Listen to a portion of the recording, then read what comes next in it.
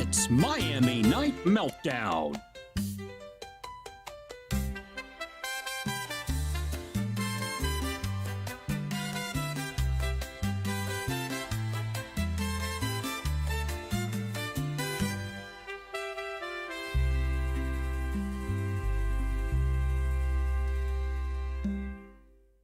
And now, fresh off a sold-out weekend show at the Shady Grove Family YMCA in Short Pump, Virginia, say hello to my little friend. It's Comics Division.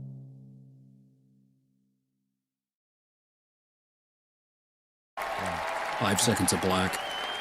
God, I suck at this. That's all it takes for you, isn't it, Dorks? Wow.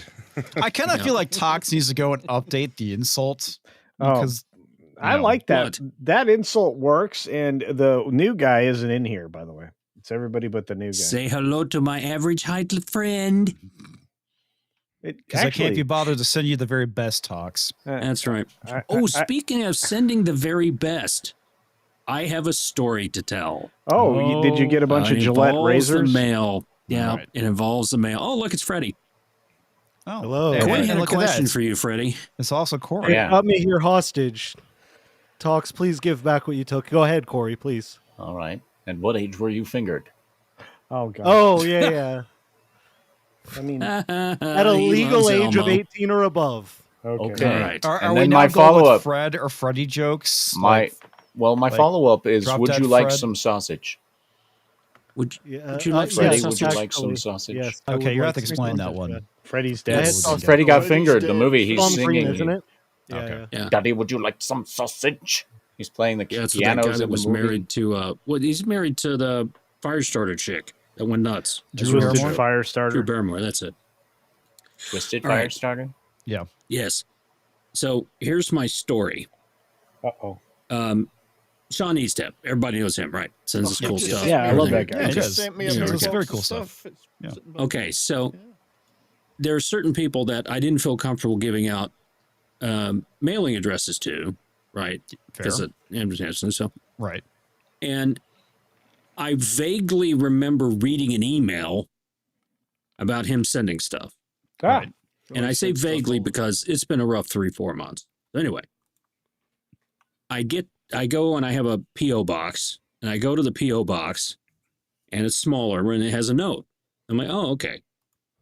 So then I was going to go pick it up on a Saturday.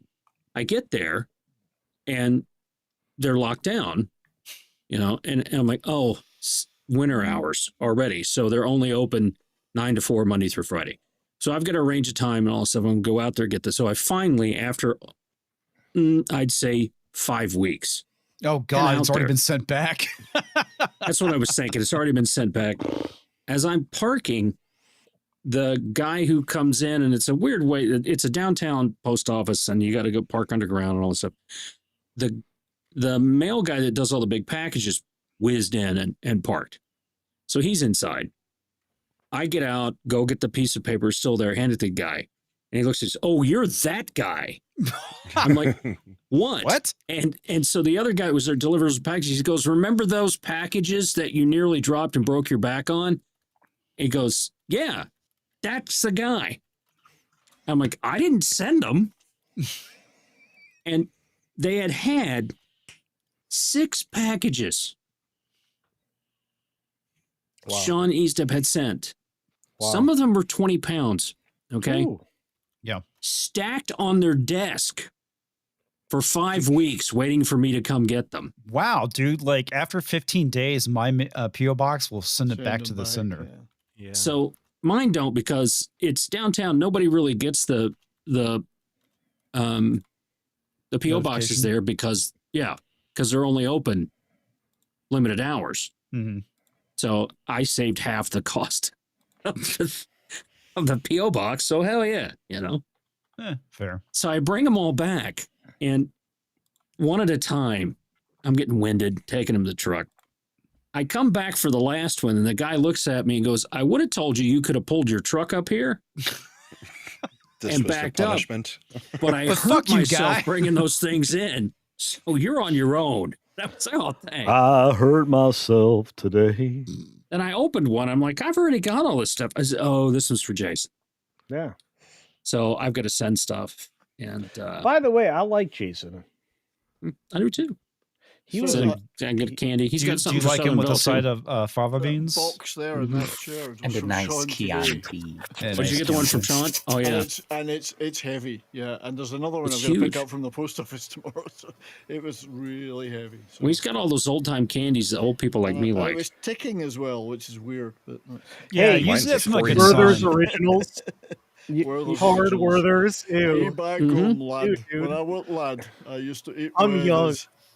you are I use sour straws. you're Canadian, so the post doesn't deliver to you anymore. Well, funnily enough, they're on what they call a rolling strike now, which is like they're kind of on Rolling, strike some rolling. days and they're not on strike other days, depending on which days they want off. Wow. Because they want no kings. Yeah. Every Yeah. second Tuesday. Indeed. There was a no kings protest in Canada, but of course that is a bit weird. Yeah, did, because did they change it to no Since there's a clowns? monarch You on can't your have a money. king. yeah, No yeah. clones. You guys are still you're still under the guidance of those people in the UK. We're under the benevolent care of our magnificent Monarch? monarch. Mm. Yes. Benevolent care. Oh, yeah. Are you trying to avoid treasonous remarks? He Sure. should because Uh, Carney's actually the worst of humans on the planet. Oh, I right hate now. carnies. Can Yeah. can you Stand can them. you Damn remind carnies. me one more time, 70s? Where do you come from? Well, I come from Scotland. Yeah, but and then I- that's what's hanging me up here. You're like Well, loyal to the you- crown all of a sudden. But I live in Alberta, What? Canada. Yeah, figure Okay. that one out. So all right, so You live in Al's butthole? Diet America. Diet America. there are two provinces that I have I would lived in accept. America for a while. I would accept two provinces. One is Alberta, the other is Saskatchewan. And Yeah. if somebody wanted to give us a territory like the Yukon, that would line up perfectly for us having Well, a fast, you high-speed really- train or highway. The to Alaska. interior of British Columbia is okay. It's just the coast you got to avoid. So you could take the Culture. interior part. Yeah. Everybody you never knows write that all the you want Dildo Bay Dildo Bay is yes. in Where is Conception that? Cove. Wait, okay, it's is- Newfoundland, right? The Dildo Bay usually. No, avoids man, those Conception newfies are Cove. crazy, man. Those Are newfies you okay? Are you fucking around with those names or are those real? You It's have to- legit, bro. You have to either go Dildo to Bay. Dildo Bay, or Dildo Bay, Conception. You can't Conception go to both. Cove. You can go to one or the other. You can't go to both at the same time. Aye. Yeah, you can. It's called DP. Double penetration. I thought it was deep penetration. but- Yeah. Culture's favorite. Yeah. What? No one can ever say culture's wrong there. I can't think of anything funny to say for DP. No, you can't. It's already funny. Indeed. Wow. Yeah. Sorry. All right, I was we're- enjoying one of the Whorehound herbal tea flavored hard old fashioned candies sent to me by Sean Easta. Can I just say that one of the coolest thing was I was in Or one of the Hound. meetups, and somebody decided that I needed cock and bull cider. Oh yeah. It's a real thing. Mhm. And I know where that bottle's been. It's actually technically a Oh, ginger beer. It's like a team up. Yeah. You guys, So you the both worst know team when I go Wait, thrifting. I'll right? just say, Because when I go thrifting, you and Culture get great stuff. hey, I can't deny that. I have been so proud of all of my gifts. I even keep Your hats. I dude, I Man. even it just fell off the desk. But I even keep my my Barbie Genderfest hat on my desk. So I might have got you both Avengers coloring books. Oh, those were and- great. I used them already. They're done. Mhm. I got you the Barbie one. I use that too. And The thing is, it's the coming thing to you both. The thing with the Avengers coloring book is you're only allowed to color them in black. I got Yes. dinosaurs because Tox knew how much I hated Jurassic World Afterbirth. All Because right. it didn't have any So, dinosaurs in it. so culture. I got a question for you. What? You have to be out of here in 45 minutes. Would That's you like right. to get to a Could you- topic before could we you leave, bring or do it you want up to a bit? ramble on about Yeah. colored I books? like you- pepperoni. Could you bring that forward a bit, Culture? What? I have but- bought you both sippy cups. But before we get started, TVG Monster for $2 says hi, everyone. How are February you, sir? Pride Month. TVG Monster for another $2 says, Hey, there's a man. what is everyone's favorite Dracula? Mine's Gary Oldman. Culture. Yeah, you got a favorite Dracula? Hang on. Okay, Corey, you got a favorite Dracula? Okay, first of all, Gary Oldman is amazing, but I really like Nicolas Cage. As Oh Dracula. yeah, that's right. He did play Right. Dracula. Nice spin. Lon Chaney. Long Chaney. Oh my Lon Chaney was gosh, good. the man of 1,000 faces. Yep. When So did he good. play Dracula? Long time ago. 30s. Yeah, forever ago, man. Was it the 30s? Well, I thought it was in the Bela 40s. Lugosi was the one who did it in the 30s. Lon Yeah. Chaney did thought he did Werewolf 40s or- and others, and he also did a Dracula. Yeah, he I did. just don't remember that one though. That's weird. Brian. I'm looking it up for you, old My man. favorite would be Vlad III, Vlad Dracula, the man who stopped the Ottoman incursions into Europe and did the impaling part that everybody likes to talk He's the about. best. Yeah. That's my favorite Dracula. He is the best Dracula. I occasionally is. wear a Vlad the Impaler T-shirt. Yeah, he's pretty cool. He was a cool guy, very chill, I heard. But yeah, He that's liked my to get to the favorite. point, though. He did get Yeah, to the yeah. point. Yeah, he had Yeah. a stake in the whole thing. Really. Yeah, had a he stake in the really whole did. operation. Yeah. I do like Lon, Vlad III. like that. He was the best. Yeah. Lon was He Count bled Al- out. Son of Dracula, Yes. 1943. Yeah, Oh, Count okay. Alucard. Yeah, Count Alucard and Count Dracula. Yeah, he double played him. Yeah, and I just have to tell you, I just that performance is one of the best. So, in fact, I have a somebody has an account. I don't, but somebody has an account. One of my fans that is Count Alucard. Yeah, which is basically Dracula backwards. Yeah. Mm-hmm. How about you, Freddie? You got a favorite? I just got to be Dracula. honest. You've named all cowards. The real Dracula is my Sesame Street original record. There is the Count. Everyone, 1, 2, 3, 4, Damn it. 5, 6, 7, 8, 9, 10, 11, 12. You're off the All right, show. Brahma, That your was thoughts. my answer. I think that's Well, Can't have two Muppets Loggins. Okay, whatever. No, do you have the record? Because the real guy would have that in his background. I'm just saying. What do you mean? Please, Brahma. I'm saying the real fan would represent Sesame Street. That's what that is. The original record. I have a bunch of dolls right up there. Oh, that's comics inside of the Dune popcorn thing. I'm surprised nobody said Nielsen. Leslie No, Nielsen. Leslie Harry Nielsen. Yeah, Nielsen, Dracula Loving Dead and Loving It. Yeah. Harry Mhm. Nielsen, the singer. No. Okay, what about Morgan Freeman? That's true. He played the Black Dracula in. Blackula? He played a Blackula. But it's Yeah, like you're all I remember forgetting him about as- Count Chocula. Count he's a good Chocula. one, I was too. going Count to say Chocula's there's the another good one. That was my other thought. Well, Frank Langella was pretty good. If you ever All have right, the all right, opportunity Brahma, to look what's- up. What's your Morgan favorite Freeman. version of Count Dracula? Chocula. Count Chocolate? Okay. Yeah. He's on the train with me. I know I like to. I'm gonna have to go with Bela Lugosi. Nice, That's that's a fair. good choice. Bela Lugosi's dead. Yes, Bela According Lugosi's to dead. the There's also a band. great song Mhm. by Yeah, Baja. And That's what I Timothy mentioned. Leary. Timothy Leary is also dead. Yes. No, he's not. He's looking in. All right. Also, TVG Monster for $2 says American Horror Story Diddy's Bedroom. Oh, Oh my Whoa, god. Damn. Oh, That- All right, so you that don't might be a want little my too answer. extreme. I get it. oh! I thought you already answered. you said your No. answer. You said Okay. it. No, You said well, you I'm not just gonna take copied him Freddy's. up. Yeah, All right, you so- said you copied me. Yeah. No, All right, Tox. I said that because that would have Max Shrek, the original Nosferatu. That, Oh, yeah. God, yeah. that's- Yeah. That I saw that. Yeah. That Did you just see? the doof. Did you see the restoration that Midnight's Edge did? Yes. Yes. Oh my God! Not the whole thing. I saw the stuff that Tom showed us. Amazing, amazing. So honestly, guys, since it's Spooktober and everything, you should totally check out Morgan Freeman's Dracula and him singing "I like to take a bath in a coffin." Wow. It is one of the most fantastic things ever. That's awesome. like to take a bath in a coffin. It's fantastic. Oh, now Pretty that good now that impression. Jason's here, we can ask him. What's your favorite iteration of Dracula? Like, The one that takes a bath on a coffin, I guess. Right? Yeah, Morgan Freeman. That's improv, folks. I, and. well, of course. I mean, you've always got Bela Lugosi Yeah, as the Yeah. standard.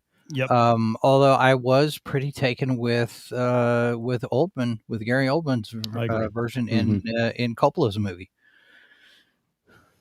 Bram Stoker's Dracula. Well, Yeah. I'm sorry. I think the next Dracula is going to be Cynthia Erivo. I could be wrong. Mhm. I mean, I wouldn't say Dracula, more like She'd be Nosferatu. Orlok. Yeah, that's right. Yeah. Nobody's mentioned that wonderful 2014 film Dracula Untold with Luke Evans. What? Okay, exactly. That was the Dracula movie? Wait, what? That was him becoming. He was Vlad, and how he became Dracula. Which was the Dracula movie that had Jerry Ryan as one of his gals? Van Helsing? Was it, that wasn't? I think it was like Dracula 2000 or something. It had a number in I it. remember Dracula was that movie 2000. coming out. Transylvania 65000. That's different. There was a not that Dracula one. 2000. There was I think Jerry Ryan was in that. She was one of the gals that was the minion type. Was Terry Garr ever in a Dracula movie? No, Okay, good. she was in Young Frankenstein. That's right. Young Frankenstein.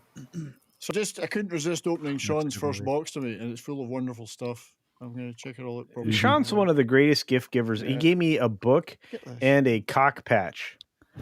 A cock. It was Jerry Ryan in Dracula 2000, opposite Gerard Butler, who played Count Dracula and Judas Iscariot. Oh my God! This is what Shawnee Step sent me last time. It's a pull string doll of McLovin, and he actually. Oh, I love McLovin.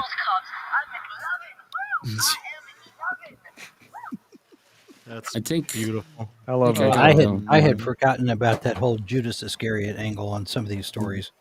Oh, by the way, Jason, you missed it. I have a box from Sean Estep that I need to send you, so I will be talking to you after the stream. Okay. Here's Actually, the I'll just DM you. situation. I My wouldn't parents trust him with your went address, off Jason. on a week's vacation. Well, All right. I So have near my I have a site. PO box. Holy crap, was that $50? It Yeah. was. Talk about Oh, my look at favorite that. lurch. Yep. Roland T. Redshift with the big 50. Love that guy. What did Snoop have to gain by yielding to the left? I don't know. It sure wasn't Money. financial. Pretty sure he is set for life. Yeah, Yeah. I'm pretty sure he is too. Really sad his younger self would be disgusted. Well, Yeah. he would definitely make fun of him. Ian can't wait to play Starfield. Whoa. Is that the game you want me to play? Is Starfield? I'm going Pong. to You promote owe me myself Pong. with this chat. So come see me. No, by the way, He's gonna play do go Starfield. see him. I gave him a like today on his video. I wonder if Snoop is Shout out dealing Roland. with some threats to his family over that.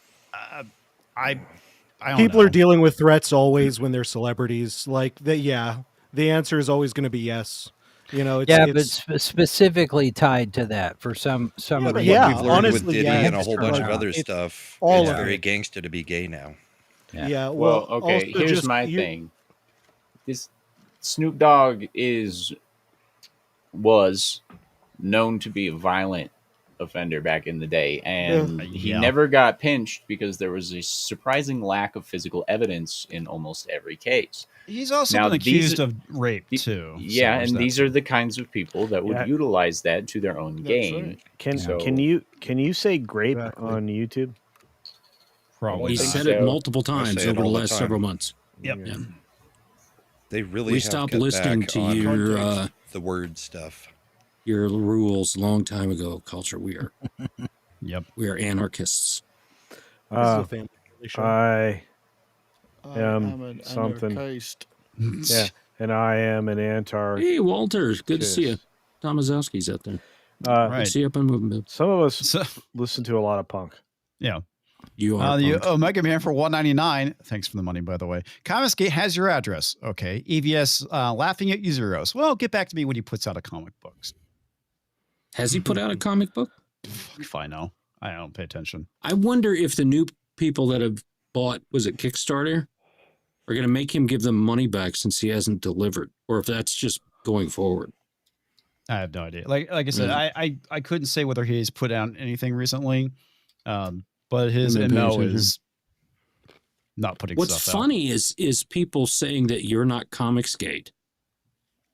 Well, I was initially, but that was I before was saying EVS you're took one of it the over. original. Hey, But yeah, whatever. what's you do history? you, buddy. You do you. You do you. The Dead Man for $9.99 says, speaking of Dracula, just read Dracula book by Matt Wagner and Kelly Jones, comic book #1. Yeah, I got that. It's nice. It was great.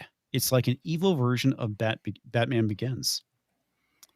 Ooh. I need to. Kelly's amazing. Very, very awesome dude. Speaking of a comic book creator who actually puts out a comic book, and he actually gave me a signed copy of Frankenstein Alive Alive, Oh, wow. which he finished for Bernie Wrightson after he passed away. So Very that cool. was very kind of him, because that is probably my favorite comic book that's come out in the last 20 years, and Wrightson is just an amazing artist, absolutely fucking amazing.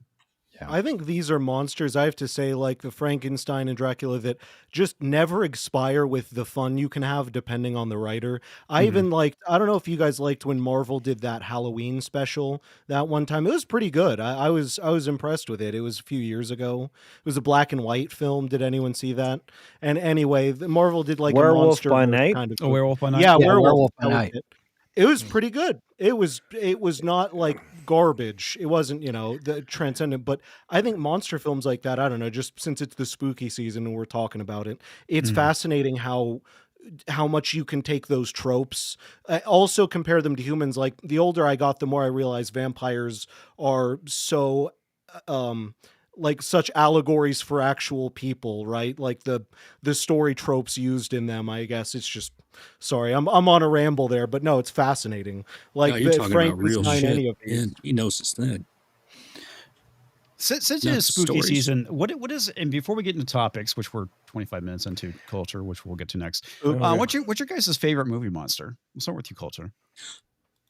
What do you start with? Okay. I honestly, it's a toss up between Frankenstein's monster and Wolfman. I'm a very much an old school classics guy, so Wolfman.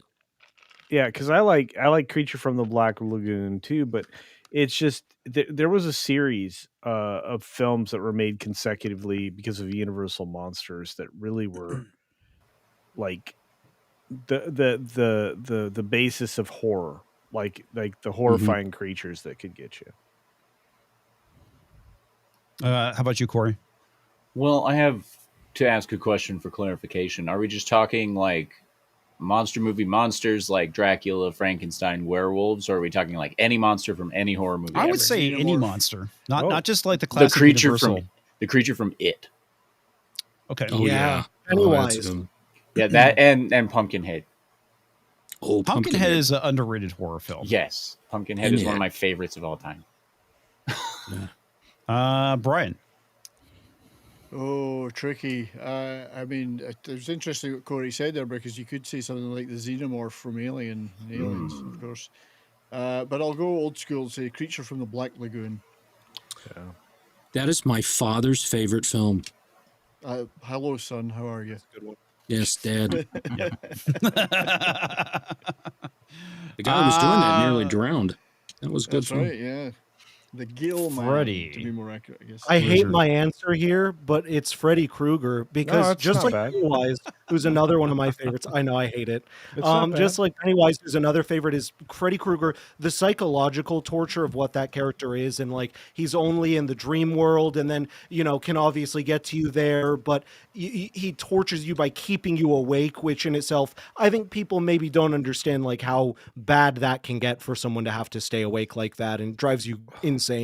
Like your brain could never be the same again if you go for like 48 hours. Like some people have broken from that. So I find that just to be a very interesting, and if you dig deeper into that, it's a fascinating to me. That's my Hell answer. yeah. Brahma. I love horror. I'd say Pinhead and the Cenobites. Oh, nice. Oh, that's a good one. That's a good choice. Iconic. Very iconic. Tox. Scary. Scared the crap out of me as a kid. Oh yeah. The Pope. I cried. Biggest, scariest monster of all time. Any of them. Pope Innocent III. How about that one? Okay. No, Godzilla. Godzilla. All monsters, everything all together and all that stuff. Godzilla is number one Oh, true. of all of that. Now, I don't want to I which consider that Godzilla. kaiju, but if you wanted to go with monsters and stuff and things like that, yeah, I would probably say Nosferatu. I have to. Yeah, especially those Godzilla back yeah, before those- he was I have to- he was teaming up with the humans all the time. I Right. have to change my answer then because Monster Garage. That was a great show until That- they all became idiots. So, Monster Mash. Is that a choice? the Pope. Monster Mash? I went with the Pope. Go ahead. Godzilla the Pope. But not on a road. Elvira, Popezilla. Queen of Night. That's what I need to Sorry, do. all I'm going to popes. Popezilla. Popezilla. That sounds like a really cool. You will be character. excommunicated. Jesus. Well, I'm not a big horror fan, but I am taken with Claude Rains' Invisible Man, Oh, Oh, you can't. And, I've never seen that's a him. good one. The Invisible Man. and on the science fiction side, I will throw out Red Jack from the Star Trek episode Wolf in the Fold. The Jack the Ripper entity that had Piglet killing people on the planet Argelius. Okay. I'm gonna have That's to watch my that answer. episode. Okay. So that's the Jack the Ripper episode, and Mr. Hengist, the investigator, who ends up turning out to be, is played by John Fielder, who's the voice of Piglet, and I think it's so funny. Okay. That now, Piglet is. I was Jack the wondering how Ripper. they It's got like, the what? rights. Yeah. Yeah, Yeah, Yeah. I was like, thought it was like an illusion, maybe. That's interesting. Yep. it's the Okay, same first actor. of all, I was expecting Jason to say something along the lines of the Killer Tomatoes, and from would've Freddy, been good. probably the Killer Clowns from Outer Space. But just going off gut feelings. That's a good one. Again, do wanna for see me, From Ernest Frankenstein is my favorite monster, Mhm. hands down. Argenum That doctor agrees is with me. The Pope and Godzilla mixed together. There Yeah. we go. Popezilla. So- What Argentum and I cannot agree on is that we should be playing the Gary Blue clip. Oh, all the dude, I time. played No. that the other night. He did, accidentally. and it wasn't an accident. It was not was. an I accident. was looking for the clip. He If I was had a looking- producer, my show would have looking been for the way outro. better. Looking for What? the outro, and he did that. I just hit, I What? hit a button. And that, not in the slightest. See, Wait, one of these nights, what I'm going to do is I'm going to revoke comics as admin credentials. that would work. No, because he would literally fire me at that point. No, he wouldn't. He's threatened it. It's like now. the Worth funny thing it. is, I say I revoke your admin credentials, but I probably can't. Don't remember your login. I don't That's- remember my login either. What's a login? All right. So A login? That's what a gay man does to you. Kenny There it Loggins. is. Oh, we had a perfect segue This to is Kenny login. Loggins. Slides it All in right. there. Yeah. all right. So let's talk about our favorite movie Ouch. coming from Disney, Tron. Ares or Yeah. Tron Ars. I Wait a love minute, how Are you they. saying there was another Ours. Tron movie? There No, was. Who clearly knew? there was not because There it's- actually was a series a sequel called Automan. yes, that was very good by the Oh, way. man, And by the way, Condor Man is a very underrated film. That is also underrated.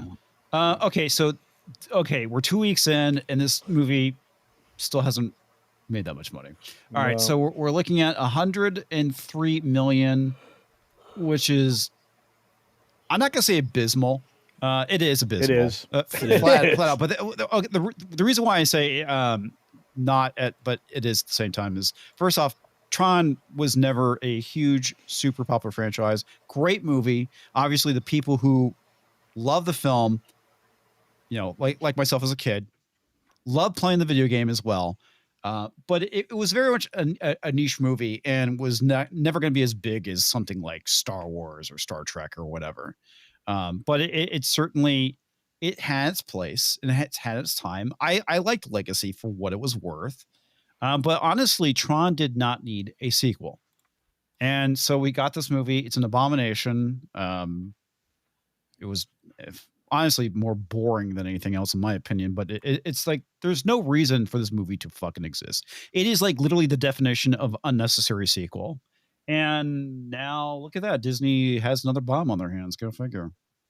See, you could do it in this day and age. Actually, really, this is probably some of the best environment for a Tron related movie with all of this back and forth over AI and machine learning and language learning models and all of that. Yeah. But not to pull it into, let's bring this stuff into the real world. Let's give you more complicated and more sophisticated with the programs on the grid and see what kind of havoc they wreak because of the AIs and how they're hallucinating and they're making stuff up. I mean, you have all sorts of story potential for the dangers that are involved in this, Right. just because the programs now have abilities that they don't know how to cope with. Now suddenly I can do this thing, and I can imagine, I can look at these and, oh my God, what am I doing here? And basically the entire grid has an existential crisis.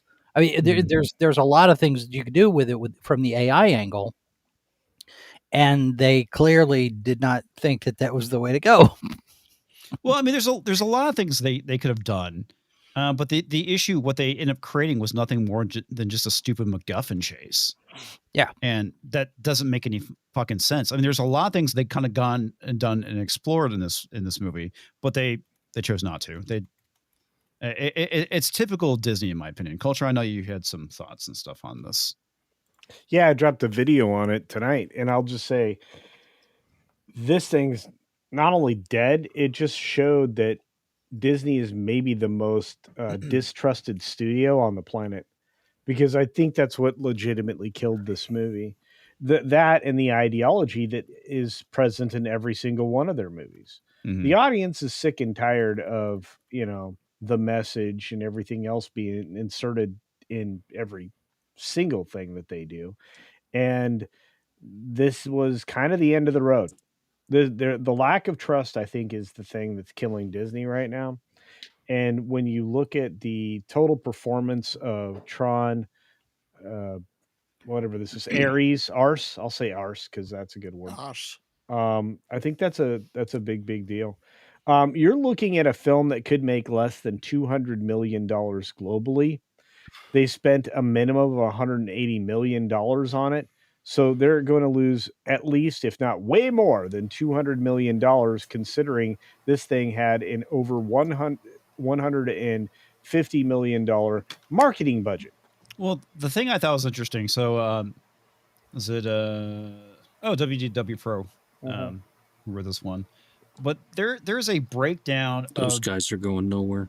Absolutely fucking nowhere. Yeah, Fandom Pulse clearly is cleaning their clock right now.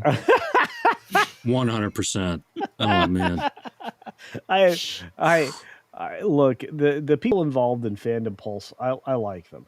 But what I think is funny is that I like one of them.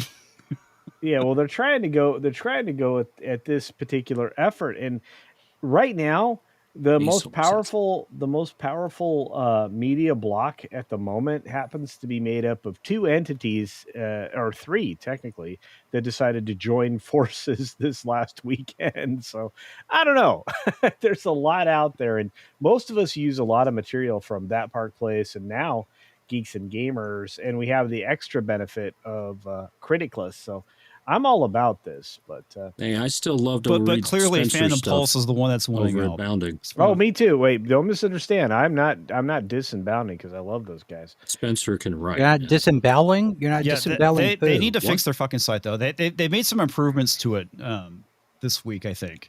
I just want to say that fixing your site takes some money because well, it's very fucking important. But so anyway, the whole thing. So this is basically from the article, and what WDW Pro points out is the fact that ultimately, and this is something talks that you've got kind of clued in on too, and a lot of us have pointed out, is the fact that Disney has a nasty habit of paying itself. They don't go to Netflix. They don't put anything on Netflix. They basically put stuff on Disney Plus, and they put it on ABC. So they're essentially paying themselves, right? They're taking money out of one pocket, stuffing it into the other pocket. So what they're saying is that 160 million box office threshold for Tron Ares triggers 72 million in worldwide theater rentals, 37.6 in global home entertainment, close to 100 million in global home television, with an extra 5 million for airlines for a total of 214.8 million in revenue. This is put up against the 220 million net production costs. That's basically what the movie cost. They did get a tax credit of 102 million. Global P&A spend with the stunts at San Diego Comic-Con, basically touring light cycles, laser light show for Nine Inch Nails. And that is 10.8 million. Other costs, 14.2 million in residuals, which gives you a total of 347.5 million. This gets us to 132.7 million loss. However, this is where he points out the fact that the whole thing with the 100 million is basically them paying themselves. So in reality, if you subtract that number, it's really around 232.7 million that they're going to lose with this movie. Yep. And I said that in the video I dropped today. You can go check that out. All I know about this is that this never should have been made. It was a very bad idea. All of the creative involvement here lined up to produce a disaster. They knew that insisting that messaging and DEI would destroy this, because at the last film, Legacy, they were starting to lead into this ideology, and the actress that was involved was full Cracker Barrel. And they understood that they should not bring her back, but they didn't bring back the most important guy, which was Sam Flynn, who was the future. Instead, we got generic girl boss that was, the key to everything, and all the other garbage that you get with DEI. So, and okay, a cult leader. Why didn't they bring back what's her name? Olivia Wilde. Wilde. Yeah, because she's crazier than a cat in a room full of rocking chairs. She's nuts, dude. She's crazy. She's destroyed multiple projects now, and she has a bad reputation for it. Well, it's a good thing they went with such a strong lead. Yeah. That was good. That was good. They could have recast the character. I mean, if she's that much of a pain in the ass. I mean, they could have gone with Jennifer Lawrence. Well, she's much easier to work with. Their ideal chance to race swap the character there, and they didn't take it. She blowed up her own That's feature. true. Don't worry, darling, because she's bat crap crazy. So They could have made her a male. she kind of is. Anyway, Olivia Wilde is pretty hot though. She was great in House. I mean, she's incredible. Pretty fucking solid actress. Yeah. Well, no, she's hot. She makes a really believable drug addict. I mean, come on. Okay, It's probably because she's practiced it so much. It's because she's hot. You guys, okay, I'm sorry. Turn your misogyny down just a little. Culture likes hot drug addicts. And I'm just gonna. Why would I turn my misogyny down? You only like her because she's hot. Misogyny. I don't really like her at all. Okay. I like Mrs. Flu. I'm just saying. I think something Culture mentioned, though, that's really important about this is, like, when Legacy came out, it was at a time where Hollywood had such good grace that I feel that a movie like that could do well. Because a lot of us knew about Tron. I'm sure a lot of people in the chat, they played the game. But that was some nerd shit back in the day. Let's just be real. You're right. That was nerd stuff. And they had built up such a trust with the nerds at that point that I remember when that came out, I was like, I still have my movie ticket from Tron Legacy. And I remember that came out. I was like, oh, wow. That, like, I thought Tron was something that, I'm young enough, I only saw like tapes of it and stuff, but still, like, I was like, oh wow, they're coming back out with it. And that was exciting. When this came out, it was at a time where like, we just have no trust. And I think the Culture, you mentioned that, and I think that's really important to think about. I'm wondering why these studios don't genuinely, like, past the messaging, monetarily, why they don't understand or think about this. Like, we can sit here and be like, yeah, you don't have the trust for a Tron. You could maybe try this franchise or this one and maybe get that some views. Like, Superman didn't even do well. I mean, we're at that point, right? Well, that literally Superman didn't draw. Well, that again, that's because of the lack of faith in James Gunn and the fact that DC had been producing such suck balls that nobody wanted But I to go think suck that's just those Hollywood balls. in general, like Disney as well. I think just Disney, I have the same lack of trust in them, to be honest. You yeah. know, it's just all of this Hollywood bullshit. It's Yeah. shocking as a heck to me. Try not to be too languagey, but yeah, No, you're I good. just think you pointed that out, and that was something that I always want people to think about is they've lost our trust, and until Well- they build that back up, we need to not support this kind of thing. And as our friend Ian here is bringing up, Tron Legacy did better. It did better, but it still didn't exactly knock it out of the park because this movie cost $200 million. And Yeah, it but Butts and look at seats. the to bring in. look at the eventual earnings and then look at what adjusted for inflation it looks like, because this film's going to be over 400 million these days, and that would have been a handsome profit. Well, I mean, if you include like the DVD Pulls out Blu-ray the old sales, it inflation certainly went calculator. over Yeah. the 400 mark. But the issue is this movie cost 200 million, and I would say I'm not even arguing for the monetary, but I feel like it wasn't so behated. I feel like there was no, at it least, was like, not a little hated. It bit was much did that make? definitely You know, had mixed love reviews behind it. though. How much does that I'll one give make? you that. Comics. How much did it make? It made a hair's breadth shy of 400 million. So 399. 1, 2, 3. 1, 2, 3. 1, 2, 4. Got it. Calculation. That's 600 million today. Okay. All right. So, but you got to go back to butts and seats. So, you know, Well, it dude, would 600 make, it would million. make 600 million today if you could get that many people to go out and see it in But the- 2025 as opposed to 2010. Well, exactly. But the problem though is that this budget also gets inflated, which also is going to take a huge chunk. What was the out of budget? 200 million. He types versus a button. 300 million. 300 million. So 300 million. So half. Yeah. Yep. And then Half. I want to add to what Tox was saying. Butts and seats, we don't get them anymore. That's the other part of the conversation, because it's not just inflation. Ticket inflation is much higher than actual inflation. How much does it cost for you to go to a movie? almost $20. Oh Jesus, man! Anywhere from 15 to about 23. I'm somewhere around. I think I paid like $21 to go see Tron Arse. I'm sorry, Yeah. You Was saw it a- Tron's butt but- for $21. but You used to be able to do that for a quarter on Times Square back in the Well, 70s. Yeah. That's I mean, true. come on. Yeah. was that Inflation, an buddy. was that a PLF screen or just a regular It like? was a regular screen, man. Oh, geez. I just went to a regular. Yeah, it wasn't anything special. It wasn't they're dying. IMAX. Yeah. But like, I get your point to a degree, Talks about what you talk about movies are dying, because to a certain extent you're not wrong, but at the same time the reason why the industry is so fucked is that they can't keep budgets under control. You know, they got to bring the budgets down. I think the original Tron was actually pretty cheap to make. Very cheap. Probably. Well, with wait, the exception of some of original CG. film?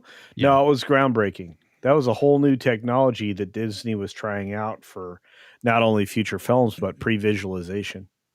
I That have to movie- go look at the numbers, but Yeah, the Um, Tron, Alright, Tron hold was up. Tron was so innovative and ahead of its time. It took a Cray computer Yes. to I remember crunch that. the CG graphics on it. if you want to, wow, this dude, you guys gotta see this. 'Cause Wow. this is like such a huge fucking difference compared to what we see today versus that time period. Tron made 27 million. 26. Almost 27 million. The budget But that was was in 1982 1982. million. 17 million. Well, That big thing is international box actor office is payment as amazing. Well. Yeah, the international box office I know is $500. 500. 500. Well, it's like with the new Avengers. How are they going to make that for less than $1 million plus per actor? Like that's a big thing as well as like actors and all the behind the scenes stuff. Because yeah, you could make a movie, and most of it went to the CG. I'm sure. You know, that's a big problem I think we have. Well, you know, okay. The reason movies cost so much more now than they did then, Greed. only have to Unions. look at the credits. That's it. Yep. The credits used to run for 30 seconds, a minute. Now the credits can be 10 to 15 minutes. They've got the credits are so long, they have to put stingers in them To keep right, people to around. keep people around. Yeah. Right now, Moon Knight. The best part of that was the credits. Great credits.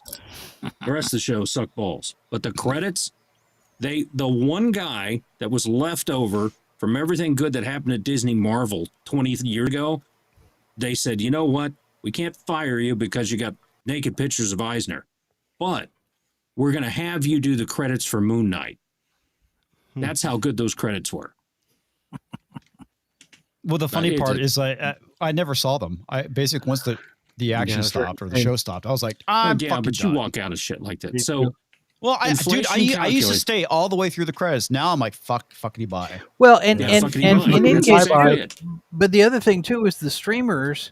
They shrink whenever you go to credits after you roll past the first couple of slides. They shrink down to the tiny corner in the bottom. You can't even see them anyway Yeah, they do that shit. So You mean Netflix? because they want you to Tron would watch have the made- next thing. No, all of the streamers do. Paramount and all of them do.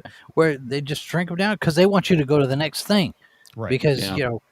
here's I see, appreciate they you know, want you that's to keep moving. Want you everything's to up keep here. moving. Yeah, they want you to keep your eyeballs on it. Tron only would have made 90 million today. Yeah. But so it made 27 million. It had a budget of 17. Mhm. Okay. So it still would have made $43 million today. Yeah. Today's money.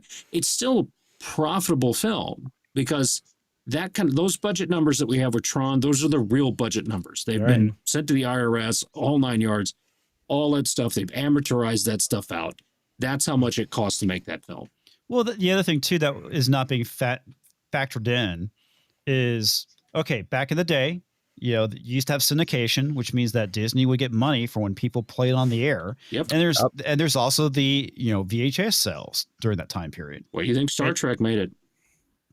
Well, we counted one time because we were talking DVD about sales, talking rentals. about this with streaming and Superman and all this other stuff. I think at one point I counted 7 additional different distribution pathways to make money, Yes. 5 of which have been bypassed now because studio goes straight to streaming. Right. And that's the conversation Tom and I have been having for almost 5 years now. No, this is something we constantly bring up. I mean, Yeah. I'm pretty sure at the end of the day, I bet Tron actually did make its money back, and Well, and a I lot of mean, it had to those- do with those- not the theater, but with the like I said, There are other figures syndication as well as merchandising There sales. are other figures that contradict the ones you showed that said it made more money, but I can't Yeah. speak to But the it's also veracity of Tron it. became almost a cult classic type Yeah. movie. They So also- yes, I can guarantee you it sold VHS some- and Yeah. DVD. There are some Were they even numbers that say tracking it made overseas? 50 million worldwide plus 70 million in merchandise and direct and physical media sales worldwide. But Right. here's the ultimate problem, friends, is as popular as Tron Legacy may have been, even or Tron, they didn't have the butts and seats that I would say are like the minimum requirement. So back in 2010, when Tron Legacy was made, it definitely sold less than 27 million tickets. Yeah. And that yeah, that's a good point. and look, that the tickets are butts and seats. And when you look at like this year in 2025, what those numbers look like, Tron Ares doesn't even qualify for 16 million tickets sold. Again, Damn. that's the lowest. That's the lowest on the chart, which happens to be Thunderbolts. Let's Have Feelings, which was at 16.8 million tickets sold. Mhm. So I'm telling you, it's not even in the top 10 of tickets sold this year, which means there are far fewer people going to the cinema, which is less money than it should make. Well, and factor in too that some of those tickets being IMAX, you're going to have even fewer butts and seats because the tickets are more expensive. Yeah. Right. And One thing- I want to get back to this real quick, the actual numbers, because the one thing it's fucking brutal. So you can see it's basically at the bottom of the curve, but the thing that's really fucking brutal is again, this is the Disney curse, 67% drop off on Damn. week 1 and week 2. Yep. That is fucking bad. I mean, Well, this right here on a Friday, only 3 million. That's fucking brutal, man. Nobody wants to go see the film. And then 79% drop. and look, and this is where Freddie kind of called this out correctly. It's the nobody trusts Disney, Don't encourage. No. you know, and no, but it's true. It's just one of those weird things that like I think we all know in our bones is the truth, and it's just like I'm not gonna go see this. This is dog duty. I was and then excited. I wanted to go see this. Me too, but And then it, and now I don't. But you know what? Same thing. I wanted to go see Police Squad, the new one this year, and then I just didn't. If it's We not all knew it was- Godzilla right now, I'm not going. We all Yeah, knew it was going to like- be ass. Let's just be honest. Like I hate to be that guy. I want to be positive, but yeah. Sorry. Well, I What think that's freaking Godzillionaire is show are right you too. on? It's What- groceries We are versus seeing definitely- a crappy movie. yeah. I mean, as much as we are hoping things are going to get better, they at least have not really gotten worse. But we still haven't seen costs come down. No. So No, we people are haven't. still stretched thin. Yeah, but that's like saying you've been beaten by your spouse for 3 months, but not as bad. That's what I'm saying. That's Oh, I'm sorry. Well, Brahma already and- made that point. Sorry. But this is something we've I been just saying made for it a while. uncomfortable. it was Yeah. very uncomfortable. You know, when I it's was- never, I'm going to preface this by saying it's never a good idea to insult your audience. No. But when the economy is Except good, for ours. We you do it you in can this get show away all with the it, time. right? This is the shit do. we've been seeing with throughout Hollywood over the last 6-7 years. When the economy was good and things were going well, you can kind of get away with making garbage and then calling your audience racist, homophobic, transphobic, whatever. But now you can't because, well, You can only pull that card so often. It's just like you can't sit there and yell at your kids all the time. Eventually, they stop listening. they're going to to you. stop paying attention. Yeah, Yeah, well, it's the I mean, same thing. there's that aspect of it too, right? There, you can only call someone a Nazi and a fascist for so long before they stop paying attention to you. There's Mhm. there's that. But at the same time, when you're making a TV show or a movie, and it's garbage, people are a little bit more willing to part with their money when the economy's good. They have extra money. I want to go see this movie. Now that the economy is crap, people aren't willing to go and waste their money on garbage, as Godzillionaire pointed out. They're more interested in paying for groceries, 100%. I think down. part of it. I think part of Yeah. it too is the lockdowns taught people that they didn't have to go out and do There's that. anything, and we got out of the habit of doing look at any Dearest. kind of community involvement. Not just movie theaters, but doing anything. Everything took a hit. But I think the other thing too, and Culture wrote an essay for us for the N3F Gazette a long time They ago did, about yeah. how fans. People in the general population are a little bit more aware, a little bit Yes. more savvy to some of this stuff. Now, not to the point where we are. No, I mean, we're fully immersed in this stuff. And the point that I made talking about the Mandalorian trailer, for example, there are Yeah. 3 audiences. And this first trailer is for the general population audience. It's, hey, you remember that TV show? Well, now it's a movie. The second trailer is going to be for us in the commentariat. And then the third trailer is going to be for the people who have walked away, and they're going to look at it and go, "Oh, well, maybe I'll check that out." It's segmented, but the general population, I think, understands a little bit more. They're paying attention a little bit more because of things like Gina Carano getting fired, or all of the stuff going on with Disney and the Don't Say Gay bill and all that fight in Florida. The things that come into more of the general public news cycle as opposed to Variety, Hollywood Reporter. Well, okay, I'm going to stop right there because I want to ask you a question. How many normies out there are aware of the whole Gina Carano incident? Well, I think the Gina Carano one is an outlier because of the MMA stuff, because she had an audience outside of Star Wars. That's astute. Yeah, but Good when point. and again, outside of the culture war, outside of Twitter, the internet, YouTube, nobody knows We have about to this understand stuff. we have a very small portion of real life audience here. Right. That's what we have to when understand. But the general population awareness when it spills out, not just from us, when we start talking about it at the water cooler, but the internet and social media being the way it is, they do have access to more information, whether it's gossip, whether it's, national, because back in the day, we have? New York Times, National Enquirer, and New York Post, LA Times, and whatever. Now there's this proliferation of all these different news sites and People Magazine, all these lifestyle places and these brand magazine, everything that's out there. And somewhere along the way, they're going to run across some mention of something that's going on in the entertainment world. And, I mean, look what's going on with Taylor Swift and Travis Kelce. Well, that's You a know, you have different all story. these people. Taylor Swift is an international megastar. Sure, but what I'm saying, but there's crossover now, because now you have Swifties paying attention to football, and this is something they've never done before. Yet There- the NFL has lower ratings. Yeah, it doesn't it doesn't translate into profit. it is- Because so what I the think at the heroes end are of the no day, longer entertainment people anymore. Right. They have driven that into the ground. They have driven normal people away. I don't want to go to films, not because of the stuff that I hear here and all that kind of stuff. I don't want to go to films because the movies suck. yeah, Okay, well, I'm that's tired of spending ultimately that kind of money on something that sucks. that's what I'm going to get to, right? Because going back to the whole thing with why is Disney failing, even when it's something like Tron? Okay, it's like they have their outliers like Lilo and Stitch, but the thing is, most people who've gone and saw a Disney movie over the last 5 years have realized, wow, these movies suck. They get worse and worse and worse. I mean, it's just look at Indiana Jones. I mean, at that point, people have lost faith, and back to what Freddie said, in Disney as a company because their movies blow. Yeah. And so therefore people aren't going to waste money on them.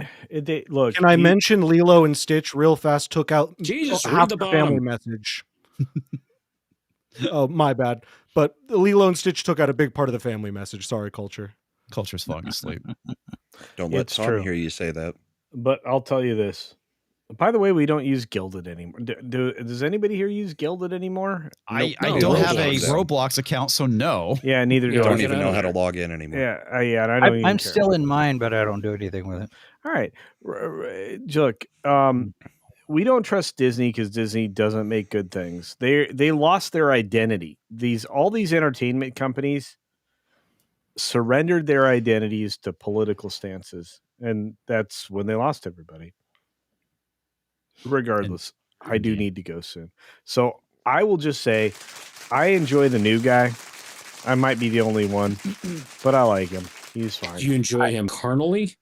No, Of not course. yet. But I've heard that he got fingered, so that's a whole other conversation. Yeah. Anyway, I was 18 and above. He was legal when it happened. It was legal. It was fine. It was fine. And it wasn't Probably me. It was with one of those bladed Tonks. gloves. You do look like Wild Wow. Man Casino right now. yeah. Well, my Casino. hair's all over the place, and it's fine. Yep. But the That's memes what tonight. she said. The memes tonight were glorious. The fact that we got to beat on Disney for a solid 30 minutes, that makes me Yeah. happy. I'm sorry, Disney. phrasing. And what do He you want me said to beat say? on, not beat off. Yeah. He'll do that later. Jason had a great guest appearance on my friend Loki's show. And I did what? I think so. I haven't been on. Who? What? You don't know Loki? No, I Okay. haven't been on anybody's show. Nobody invites me to a show. What are you talking about? I haven't Oh, been a I guest thought on you anybody's were a show. We guest. invited you to this show. Yeah, I how'd you know, get in? right? And I never left. Nobody invites me to a show ever. Not Toxic Man Flu. No way. That guy's a dick. Okay. Wait More a second. important. It More rarely. important- It happens every now and again. More importantly, I am ready for tomorrow. You guys are getting 3 videos a day now, plus my live streams, plus my exhaustion, plus my guest spots. Your gas spots. And my And- guest and your spots John are Campea show. gold. I've not done Campea show, but Campione will be a live event next time you see it. And review. Camp and Lonely. I gotta go. Fuck. Let me out of here. Hey guys, support these guys that hate me. We love you. Long time. That's a lot. Michael, $10. Yeah, if Loki wants to invite me on, I guess. I'm pretty sure it's got the I invited FFL you look. onto my show once. You can't, and you actually. Yes, I on occasion I do get an invitation to other streams. Yes, I'd invite you again if you wanted to come.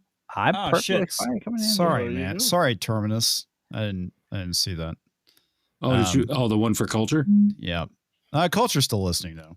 I'm sure Culture likes both Chinese and Japanese cuisine, but for him, nothing ever beats Sucundis. Suck on these. Sucundese cuisine. Sucundis. Yeah, that's right. I was like, what? Okay. Talk about having a nut allergy. Do you Oh. nuts? Suck on these nuts. Suck on these.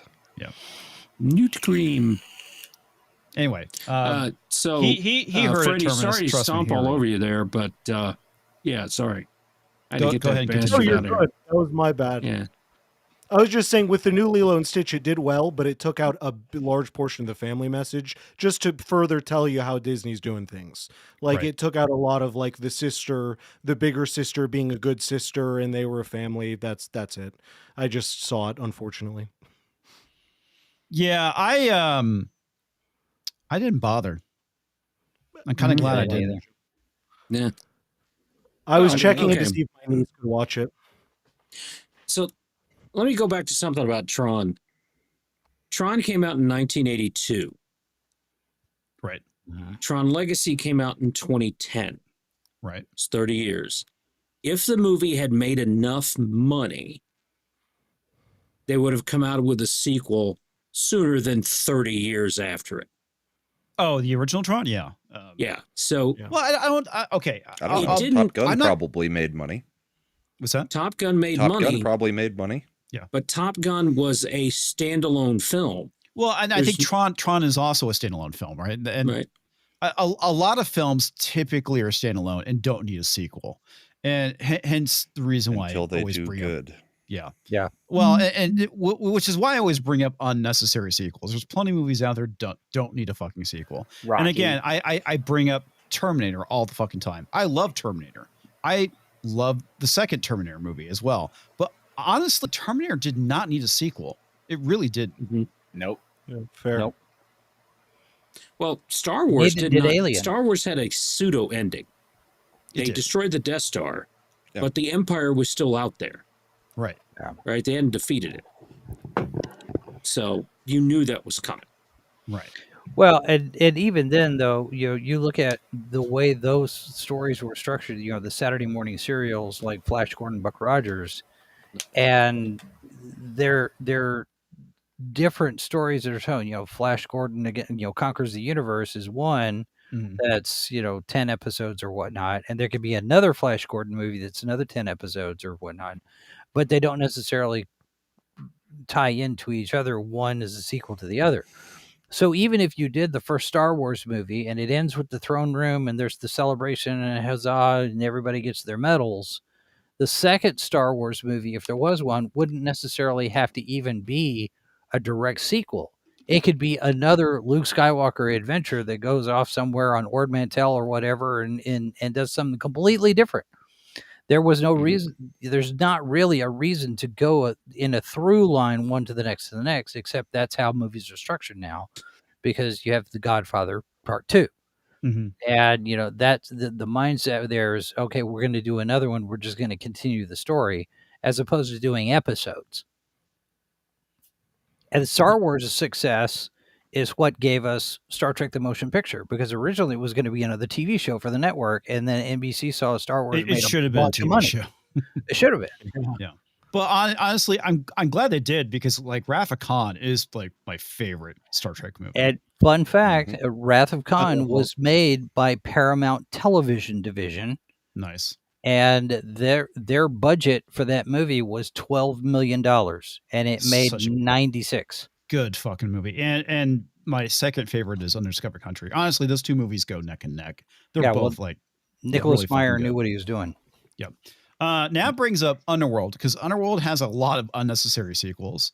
And he also brings The Matrix, which I will slightly fight him on. There's a lot I think you could have done in The Matrix, not going to say in the universe, but continuing that story. They just fucked it up. Yeah. I would not say that the Matrix sequels are unnecessary. It's a trans allegory. God. The one that came out like a couple years ago, Matrix Revolutions. Is that what it's called? Resurrection. Resurrection. Yeah, like 2 years ago. Yeah, I like that one.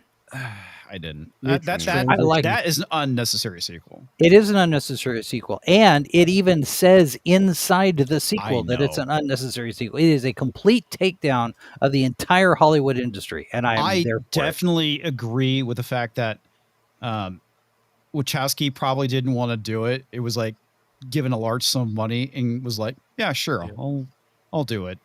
And I'm going to lampoon WB at the same time. And I think Underworld, those were necessary sequels because anytime you can get Kate Beckinsale into skin-tight leather, Yes. Entirely. it's a Yes. necessary I sequel. I mean, okay, I will give you, I'll give you that. Or but what was the other name? The other Rona Mitra. Rona Mitra. Yeah, I'll take her too. So the movie series that I personally am glad that they continued sequels with was the Bronson Death Wish movies. Oh, good ones. Because if they hadn't, I never would have seen him in the middle of Harlem with a rocket launcher, Yes, with and that was just fantastic. But- There's okay, just some alright, things you need to see.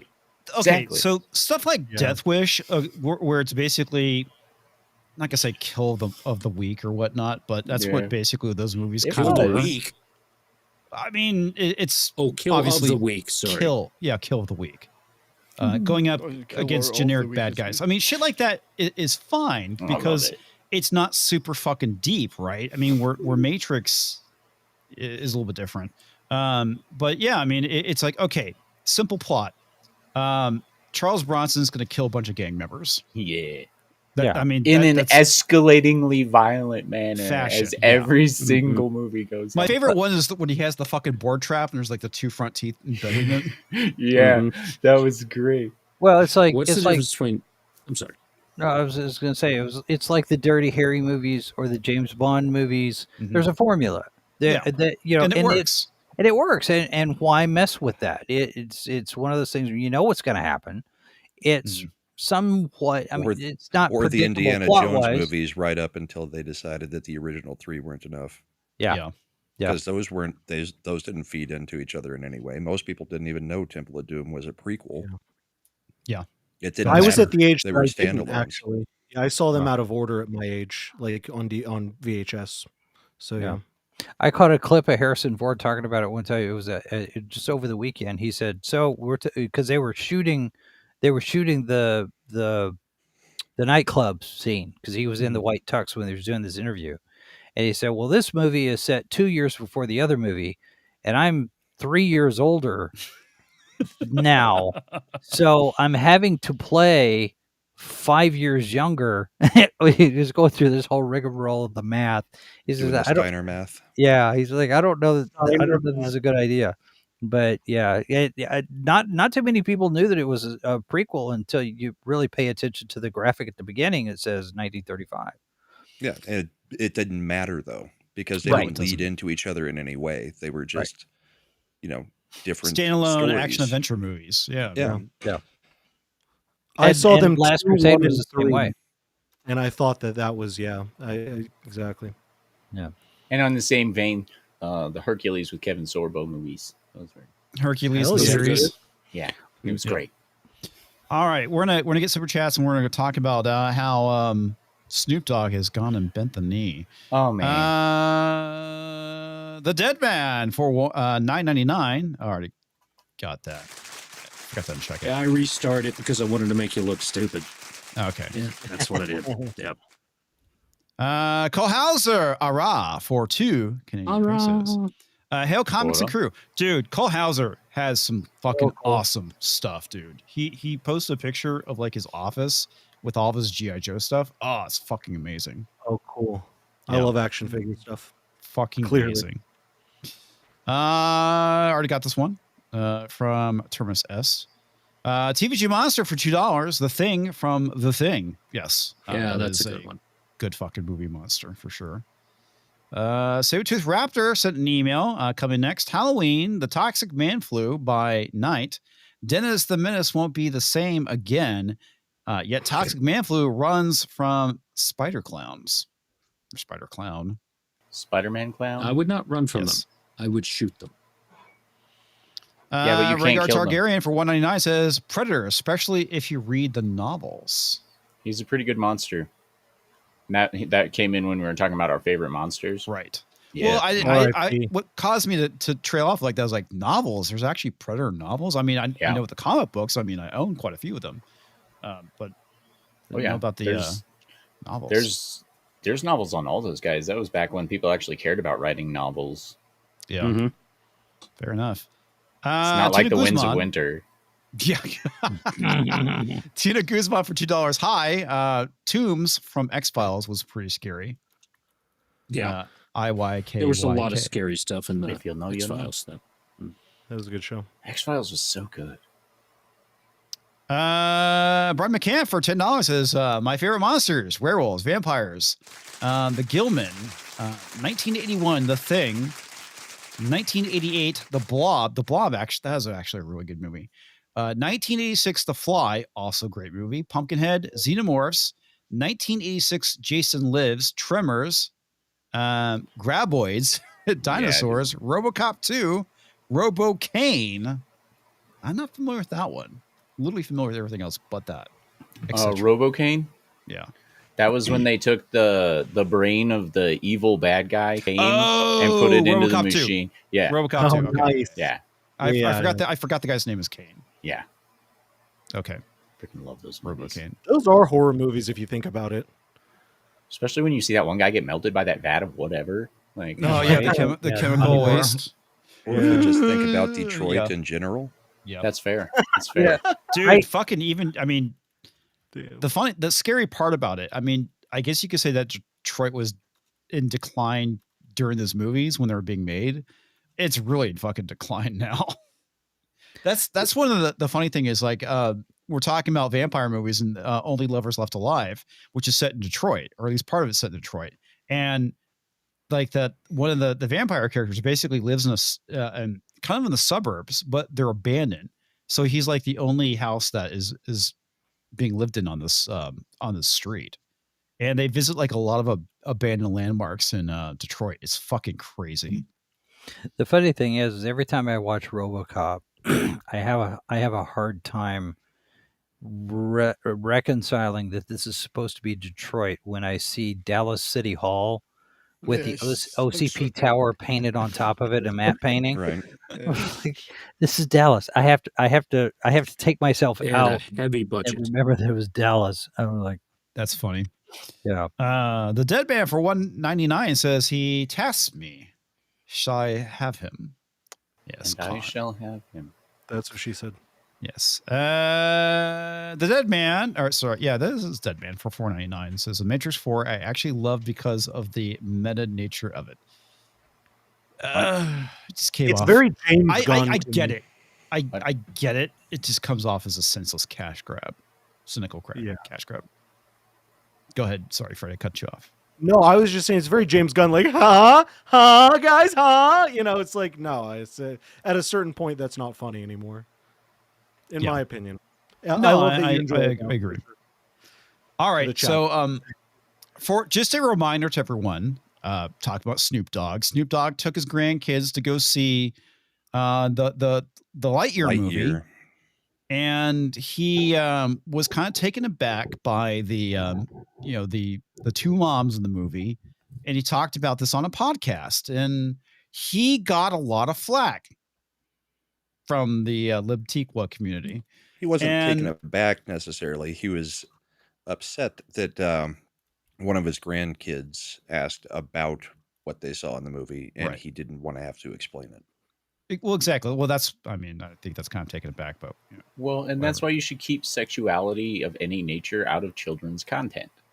Agreed. Because it's not their job to explain it or elicit that conversation. Right. So now, a couple months later, Snoop Dogg's partners with GLAAD on Pride-centric song for kids after railing against same-sex parents in Lightyear. Spreading love and respect is what real gangsters do. Oh, shit. No. Fucking makes me laugh so fucking hard. Dude. Okay. His old self would have shot his new self. I know. I didn't realize it was a song. I'm just finding this out. That broke my brain, dude. Oh, just wait, bro. Because the article itself makes it even more crazy. I read go ahead. things Corey. the things he says, like we'll go over the article, right? Yeah. Okay, I won't spoil everything, but the things he says later and the things he's doing with this stuff is really what makes me upset at Snoop Dogg. And that means a lot coming from me because I am a lifelong fan of Snoop Dogg. Like ever since I was a wee little tot, if you will, I loved Snoop Dogg. I loved all his music. I still do. But like this stuff, as a fan of his rap music and a fan of like him completing the main quest and doing all these side quests, he chose the wrong side quest this time. And he needs to like cancel that shit. Yeah, Well, I think he made the wrong decisions in the side quest. How badass is that? And then, yeah, right. It was a pretty sick show, though, because they cook things with a certain ingredient, I'll say, for the online. The It was devil's probably lettuce. Martha Stewart that got to Exactly, it. yeah. That was pretty sick. she's Okay. more hardcore. Yeah, I at this point, I mean, she's actually done time. Yep. But Mhm. okay, Snoop Dogg, kind of a sketchy dude. You know, has Yeah. been accused of some not so nice things. A little bit of graping. He's A lot- openly a gang member. I don't know why we see guys who are like, I'm a Crip, and we're like, oh, that guy's probably a good guy. You Yeah. know, like in media, we just allow that. Not that you, but just anyone's like, yeah, Snoop Comics. Dogg's a good guy to As look up to. PLT points out, he murdered a guy. Yeah, I mean, Yeah, he's probably. yeah. Okay, so, but the thing, okay. People are wondering like, what happened? Why is he backtracking? Why do people make threats against him? Whatnot? I'm pretty sure GLAAD is the reason why they that he did this, because Kevin Smith back in the day when he was based, when he made Jay and Silent Bob Strike Back, he makes a comment about something that was in the movie. I don't remember. I think one of the characters goes, "That's so gay" or something like that. And GLAAD got really fucking pissed and was threatened to boycott and do all this shit. And Kevin Smith is like, "I know exactly what you want. Here's a check. Go fuck yourself." Okay. I'm pretty sure because of that statement that he made, GLAAD went after him, and this is his penance for going against the Libtiqua community. That is a fair assessment. Yeah, probably so. So, yeah, this. But I love it. Yeah, that's what real gangsters do: love and respect, not shooting people. Right, Snoop. Nah. Yeah. Love and respect by the ounce, bro. Mhm. Corey, you're here. You're more than welcome to read the article if you All want. right. Do you want me to blow this up a little bit more for you? No, it's fine. You're gonna blow up Corey so he could read the Yes, article. I'm gonna blow up Corey Sweet. with a stick of Allahu dynamite. Akbar, I guess. Snoop Dogg's latest movie is raising eyebrows across the entertainment world. Move, my bad. I was gonna say, move. Only weeks after his candid criticism of Disney Pixar's Lightyear for depicting same-sex parents, Snoop Dogg has joined forces with GLAAD to promote pride-centric content through his animated children's show, Doggyland. Okay, first off, Grooming. Sorry. Did I say for that me, yeah, I mean, yeah, there's that. The fact that Snoop Dogg's allowed to have a children's kid cartoon, Mhm. that's kind of a problem right there. Separate problem, but it's a problem nonetheless. I don't know. We I all just- thought Bill Cosby was great with his kids shows. I never thought a Tupperware company would be Fair so... enough. Those shows were real sleeper hits, though. Holy shit. Don't drink the juice. Oh my god. That was insane. It's the pudding pops that you got to Yeah, watch well, for. you know, his gotta comment watch about for me. Spanish fly should have Please. been, I guess, a dead giveaway, but it was funny back then. Yeah, when he was actually making jokes about roofing women. So It was funny when he joked about it, not when he did it. yeah, He was doing it while he was joking about it. exactly. That's the part. Let's That's not the part mince that makes it facts. kind of fucked up. Oh my god! So they include the video. I didn't fucking watch it because I couldn't be subjected to it.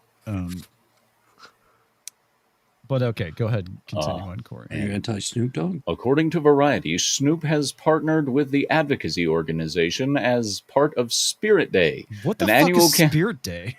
I'm glad you asked. It's an annual campaign aimed at supporting pride-oriented youth and fighting bullying. Yay. Bullying makes you tougher. Spirit Day, making your kids gay. one at a time. Isn't As that part like of the initiative. at junior high or elementary, spirit days where they dress up in their pajamas or their They do Spirit Week for costumes? that I one thought now. Spirit Yeah, Day was Spirit basically Week. when you're showing like support for your sports team. Yeah. Not anymore. It's a different kind of Well- balls they want you playing with. Yeah, different sport.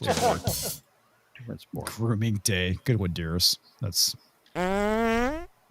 The funny thing too is he says this, which I was thinking the same time. Not to Spirit Day. Ooh. Yeah, I immediately thought about that as Two well. Spirit Day is good. Yeah. Yeah. Yeah, all fucking right on there, buddy. All GLAAD does is bully. Oh man. As a part of the initiative, Snoop recorded a new song for Doggyland titled Love is Love, featuring the voice alum Jeremy Belloit, a member of the Pride community who previously performed on Team Snoop during the NBC series. Team Snoop. For the That was- voice. Yeah. Oh, He was one of the coaches. Okay, gotcha. I was like, what the whatever. fuck? Okay, makes sense. That Oy vey. would have been good if they clarified, because I was left confused by that. As someone who doesn't watch The Voice. Right. Yeah, fair enough. I didn't In the- realize he was on that. In the music video, Belloit voices a puppy named Zippy who joins Snoop's character Bow Whizzle in singing upbeat lyrics about families of all types. The song includes same-sex couples and lines such as, "Our parents are different, no two are the same, but the one thing that's for certain is that love won't change." Dude. They sure No, love, it they get- sure it gets- love the word love. Gets worse, man. It's a beautiful thing that kids can have parents of all walks and be shown love, to be taught what love is.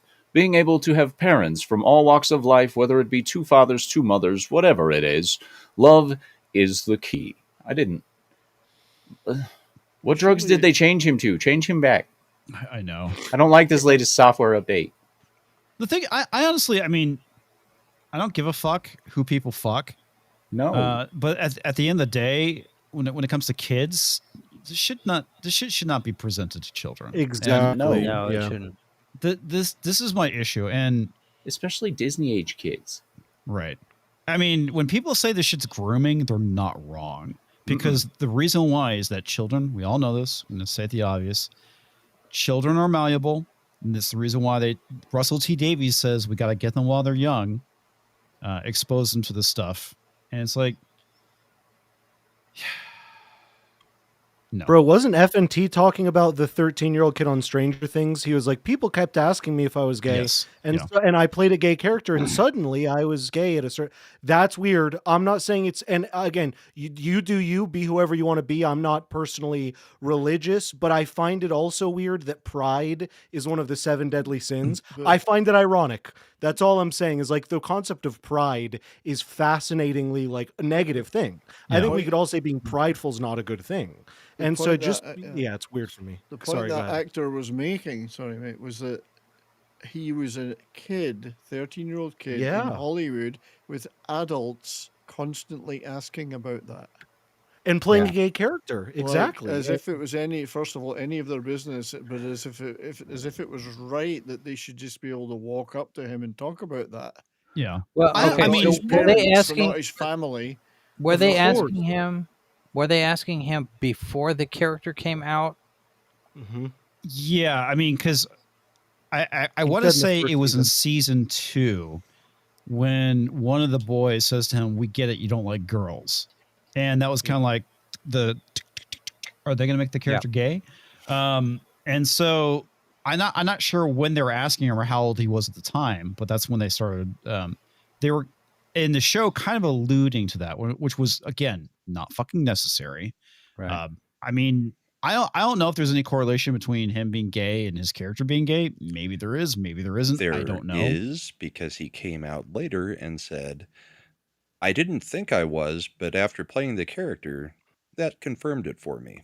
Yeah, yep. Mm, It's weird. Okay. At very least, it's That's- weird. Yeah, funny how that works. That's a isn't it? paraphrase. I don't know what the exact thing he said was, but that was close. what he was getting at. I didn't like Yeah. dick, but then I tried it. And I I was convinced told I myself was that I gay liked enough. I was It's an told I was acquired gay taste, so many really. times that I Adults- just agree with it now. Adults coming up to him and asking You're right, him Brahma. about his sexuality as a child. It's just It's not crazy. right. Yeah. Yeah. It's Even it's- like girlfriend, wouldn't it be weird? It's like, so do you have a girlfriend? Are you Yeah, kissing? You Yeah, know, it's that, like, that's you know, yeah. just It's again, the it's same. kind Yeah. of creepy, and Mhm. I would definitely say that those questions are not appropriate. And It's this is creepy the in the reason same why. way as Howard Stern, waiting for the Olsen twins to turn 18. Right. Absolutely. which he started saying during Full House. Really? He said I that don't shit know. then? That's a joke. Okay. That's a joke. I can't confirm that one way or the other. The Well, thing it's is, like it could have been true, so we didn't know Yeah. if we should laugh. Yeah. exactly. Well, at the same time, the fucking chick that played Hermione Granger, they had the fucking countdown clock till she turned 18, which is kind of weird. Oh my gosh, she Really fucking weird. got ugly real fast. Holy shit. She did, but she looked weird for a bit. Now she looks normal again. But I mean, dude, talk about a fucked up individual where she's like Yeah. self-coupled. It's like, yeah, feminism broke your brain. And it was, which is interesting because Sargon Akkad did a recent video I watched today talking about there's like this 62-year-old feminist who's like, yeah, I fucked up my life. Feminism fucked up my life. I'm sad and lonely at 62. I could have had a marriage and kids, but apparently I was just too much of a bitch. I've got to a men. career in cats.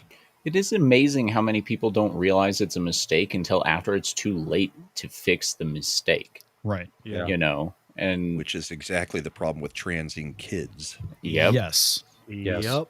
It is a permanent solution to a temporary problem in most cases. Or sometimes the kid fad. might just be gay, by the way. I just Well, thought, like, that's for some reason, if a kid is at all, like has that, well, you're actually a girl because girls like boys. It's like, wait, didn't you guys just also on the flip side say it's okay to be gay, but you actually, because you like boys, you're a girl now? Like, yeah, Freddie. That's like 99% of the cases. 'Cause, yeah, like, I believe tomboys. That. Absolutely. Yep. Yeah, absolutely. that's the thing that kind of frightens me is that because there's plenty of tomboys I knew growing up that were straight. They just like, guy stuff That's a good point too. or boy stuff. But nowadays it's like, oh, you're a tomboy? Well, obviously you must be a boy. So I have to get you on some hormone blockers. But yeah, there's a lot of people that point out the whole thing is that a lot of this stuff with the transmission fluid of kids is basically gay erasure. Not erasure the band, but erasing gays. Gay erasure, that's a redundancy. Yeah, it really is. Well, Not that there's anything wrong with erasure. It is erasure of it because the argument for it forever was we're born this way. And then you've got all these other alphabet people that come in and say, no, we can flip and flop anytime we want, and we can do this and we can do that. Yeah. So it kind of takes away from the original gay or lesbian argument they were making. Going back to bullying, we need bullying. Yeah. Well, Bring it the back. thing, I agree. you also have Stops really bad ideas. well, and I'm that on to Brahma's point in the industry or in the entertainment stuff, a lot of times when you're talking about grooming, you're talking about coming out or whatever. It brings to mind DC Comics did to Tim Drake's Robin, making him bisexual. The only thing is that the only relationships he has now is same sex. Right. So even in those times where you could be bisexual, but you're really gay, there's a coding there. There's an underlying. It makes it more subtext palatable. that basically says, well, you might say that you're interested in the opposite sex, but we know you really are just Well, and that's what's covering been going on in schools for the last probably 8 to 10 years now, if not a little bit longer, is kids will just identify as bi even if they're straight, just because you got to be something. Straight's not an option. Mhm. That's they them. You're not part of the crowd if you're not bi, gay, or lesbian. Although I do like the fact we got an article, and I think it was in your stack at some point, comics. There was an article here not too long ago. Statistically, kids are rapidly declining in identifying as transgender in, I think, high school, college. I mean, it's something like a 60% drop or something. I mean, some You're right. wildly It was high 60. number It was over because 60. Actually, I saw that. it's no longer trendy. You know, because Yeah. people are It was starting to a understand fad, what the like we scam said. was. Yeah. Well, okay, this was a thing back in the 90s where it was trendy to be gay. Yeah. And because I had a friend, she kept talking about how she was bisexual and whatnot. Again, you know, by being bisexual is easy. If you're not, you just sleep with the person that you typically sleep with, which is the opposite sex. And the thing is, like, she tried going down on chick and immediately was like, I'm straight. But for Never years mind. and years and years, she said she was bisexual until she tried sleeping with a chick. And she's like, no, I'm straight. It's just kind of funny like that. Well, and there's also the whole thing, the whole joke with women in college is that, you know, they're bisexual or lesbian until they get married. Exactly. That works for a lot of guys as well. They sleep with a woman, they find out they're straight. Oh, yeah. It's kind of funny how it works. But yeah, it was very trendy back in the 90s to be gay. And a lot of people kind of role played that. Well, and other fads we've had is, you know, cutting. You don't see it all that much anymore, but it was fad amongst middle school and high school for a very long time.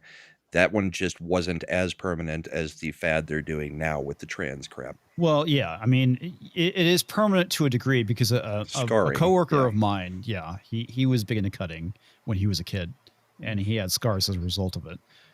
But at the same time, like you said, it's like as much as it leaves a permanent mark, it's not like what we're seeing right now with the whole thing with the kids, and that's kind of the big issue.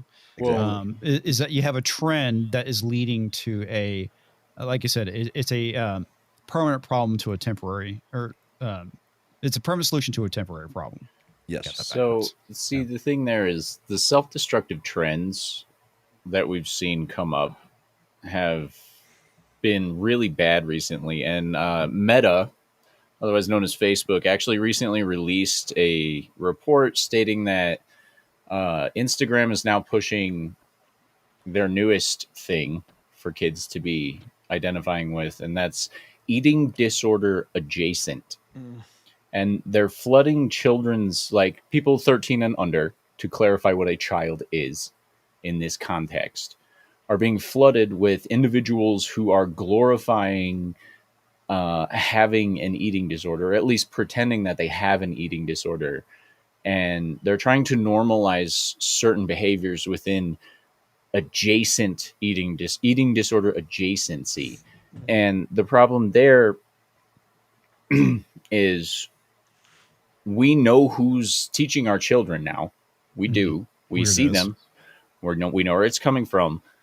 The parents need to be more present in this process, because if your kid is watching something that constantly programs an eating disorder, and then they all of a sudden start losing weight like crazy, you yourself as a parent are going to be put in a situation that you are not prepared for.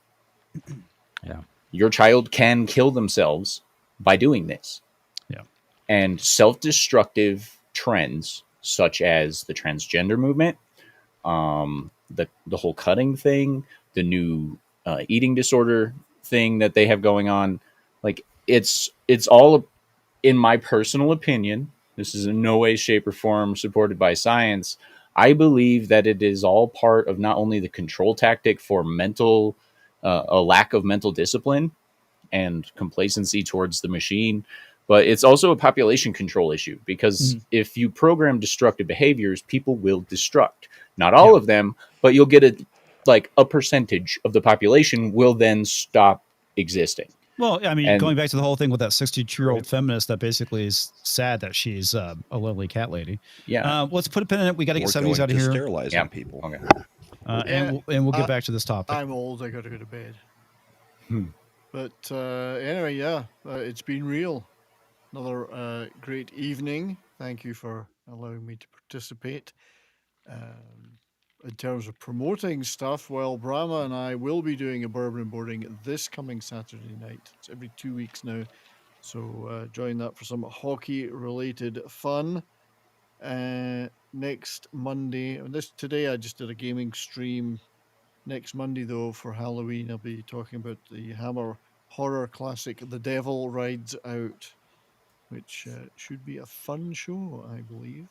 Are you going to try to make it to the Supertramp stream on Vinyl Revival? I've promised Christian that I will do the whole stream Nice. and nothing but the stream. So help me God. Sweet. Because I am a big Supertramp fan, so that will work. And I did put a video up yesterday, I think it was, on rather blatantly, but with Alice in Borderland Season 3 and my thoughts on that show. So if anyone's interested in Meh. that kind of thing, go watch it. Yes, meh was kind of the conclusion. So, but anyway, go see that. And there will be other stuff this week, I'm sure. Just Till make then, sure you're subscribed to That 70s Rock Fan. please do. And thank you, Corey, for saying that. I appreciate that. So stay well, don't skip your meals, and live your best life, everybody. All right. Good night. Thank you, sir. Sorry. Good night, no, sir. no fanfare Brian. exit. We're just kicking you out because we got a lot to talk about. A lot more to talk about. Well, and to was- Corey's point about See you, Brian. population, I mean, the whole pushing of the LGBTQ thing, those are not people who reproduce. No. And then with the transing thing, you are sterilizing people. Yep. And yeah, and again with feminism, we're convincing women to not get into serious relationships, to focus on careers, not have children. Yeah, And it's the beginning of idiocracy. I mean, Yeah, certain yeah, people were in a lot having of kids and ways. certain weren't. a lot of ways Yep. it kind of is. The professionals were like, yeah, well, we just waited too long, and now his junk doesn't work. I mean, it directly kind of mirrors that, because I don't think that the representation of who is the smart ones is the feminists, but yeah, comics must have And he's gone. backed out of the stream. Oh, wow. I guess we're still going, though. I think you're Yeah, right we- about the idiocracy thing. I'm even proof of that, by the way, just to make a dark joke. But like, my parents were some people who accidentally had me. They had a couple other kids. I'm adopted. So my birth parents, and really, like, they had a couple of kids. They're just these idiots in Florida who, just having a bunch of kids. Like, that's, Okay. you're right. That was That kind is of who we're. weird. I yeeted myself Welcome back. Yeah, from we my saw. own. Yeah. Yeah, I But went to yeah, go. I was no, trying to like there you unshare something, and my dumbass clicked the exit button. It seems I am in Welcome charge back to your now. show. At And least it wasn't the Yes. end stream button. Corey is in the No. house. at least it was not the end stream button. All right. That would have been interesting. Mid-conversation, just bye, everybody. Bye, everyone. Yeah, right. It's over. I Culture yeeted did the it whole once. to us stream. before. Culture did it to us, Corey. He was leaving early, so he just clicked end. He clicked in and took off. Yeah, it was pretty It's like, funny. I am the show. Click. Goodbye. But yeah, I That's mean, fantastic. it- Okay, it's- but Go what is ahead. your honest opinion on Snoop making LGBT content for children? I think it's fucking retarded. That's fair. What did you say, Humiliation Tox? ritual. Yeah, it's humiliation. Money grab. That's all it is. That's fair too. I It's not like he's. Can it I be don't- that much money for him? I don't think it's a money grab. I think it's don't exactly either. what I said it was. Is that GLAAD basically said that came to him and said it's a very nice career you have. It would be a shame if we came along and wrecked it for you. This is I'm his sure struggle there's part of session. that there. I'm gonna wreck your career like a child's life. So, okay, for that to be true, that means he does not have fuck you money. So the thought of him having a whole lot of money has to go away. Mm-hmm. Yeah. Because Exactly. if I had X number of $1 million, like 1 or 2, there's a lot of people I would tell to fuck off because Right. I'd be fine. Mm-hmm. Well, and then you So also have he to has a think whole about, J.K. entourage and Rowling all this does. other stuff in businesses and all this kind of things, and stuff that he has to do. you know, So either he's building up his empire more by doing this, Mm-hmm. he wants his kids to get in or stay in a certain school out there in Hollywood, or they've got dirt on him and he doesn't have that kind of money. well, and you also have to remember The dirt the- and he already the- has them. Sorry, Corey. Well, the most important thing for Snoop Dogg is that the music industry is a fickle bitch. Okay. Mhm. Your royalties decrease drastically with every passing year. And then on top of that, when is the last time Snoop actually released a new album? Yep. And then on top of that, he was one of the first artists to hit 1 billion listens on Spotify. Mm-hmm. Do you know how much money he made off of 1 billion listens? No clue. 45 $40,000. grand. 45 grand. Yeah. $45,000 off of Holy 1 billion shit. listens. Wow. Okay. Yeah. So, and then you also have to keep in mind that since he is a partial owner of Death Row still, Mm-hmm. he does have certain costs that go into Death Row Records. They might be cyclical costs that are eaten up by the company's profits, but there's no guarantee to that because Death Row is not the powerhouse that it used to be. Right. No. So there is a huge chance that he is very possibly in debt like a lot of these other guys. It's like what Shaq talked about, Mhm. It's great when you're making $100 million a year, but then when you're not making that, you still live like you are, you're going to start hurting. Well, that's one thing I was going to bring up too. Is like we see this a lot with sports ball figures, right? Where they make all this fucking money, they don't have anyone managing it for them. They fucking blow it on their posse, their mansion, their cars, all the shit, and then when they're no longer making that money, they're fucking dead broke. There's lots of people who in sports who made all this fucking money, went and blew it, and now they're dirt poor. So That's why the NFL is part of like the rookie camp stuff. Right. Brought in financial advisors and said, Yes. you guys need to listen to these people because you're going to be making a lot of money. Yep. I will say though, Snoop makes multiple millions in all sales of other things, as we mentioned, certain lettuces and certain products along that as well. I do think you have a really great point there though, Corey, that like when you start to get into that bracket, you have to make certain millions a year because you're paying people, you have to keep up, you have a mansion. I'm sure he has tons of expenses. So that's a really very good point that like those things can make enough money, but then how do you pay your employees? But he lives in California, right? Yeah. So if he has Yeah, income in you're right. California, They they're take taking most of it. 60% of that. Yep, that's a good point. So he has to have businesses. So how they get around that? Elon Musk doesn't have $500 billion lying around. Yep. What he has is about $50 billion in loans that they renegotiate every 2-3 months, 6 months, something like that. That's based off the collaterals as stocks. Right. So he's loaning money now for operating, hoping that in 6 months to a year, his stocks are going to be worth more. Yeah. And he can refinance it and keep going. That's how the rich fund themselves without having to pay income tax. Well, and Lindsay also makes a great point, which I completely forgot about. Remember when MC Hammer went flat broke? Yeah. I mean, he actually made a commercial Because he was kinda buying making fun of- houses for 40 different people. Yeah, making fun of himself for getting repoed. I mean, I don't remember what commercial that was for, but I remember the commercial where, he's kind of like had people coming and taking his stuff, and he's like Willie flat Nelson. broke at the end. Yeah, Willie Nelson's Nelson's another good example. accountant took all his money, ran off. He was stuck with it. He put out an entire set of albums called the IRS tapes because they had to pay him back. Yep. I mean, And the so other those people option, to tour and all that other stuff. the other option it could be is that anecdotally, he didn't like being put in that position, but he still agrees with everything that the Alphabet Mafia says. And he's That doing is a it fair because he point. actually does agree with it. Possibility. And he Why just do you didn't like speak being out put about in it that then? position himself. That And is a doesn't, fair point. I mean, because leftists don't often use reason. And remember, True. there's the guy who made a music video of him shooting a effigy of Trump. That's a good. People forget about that. That was a really big thing. But also, I guess I would ask, like, why would he have like normal cultural values to speak out against the Buzz Lightyear thing? If you think he does agree, I'm just curious, kind of your thought on that logic. Why would he? Because he Say spoke again? out about he spoke out about the Buzz Lightyear thing, right? So like he was saying like because he's raised, I feel like, in old school terms where he was like, I don't want to talk to my grandkids about that. But now you think that he's just actually flipped his beliefs. No, I think or he spoke that's out I in don't that think. moment because it made him uncomfortable because he was having to have that awkward conversation with his grandkids. Yeah, the personal. I don't know that he You're has right. an actual problem yeah. with it if it's I not get it. him that's Yeah. getting it made uncomfortable. Right.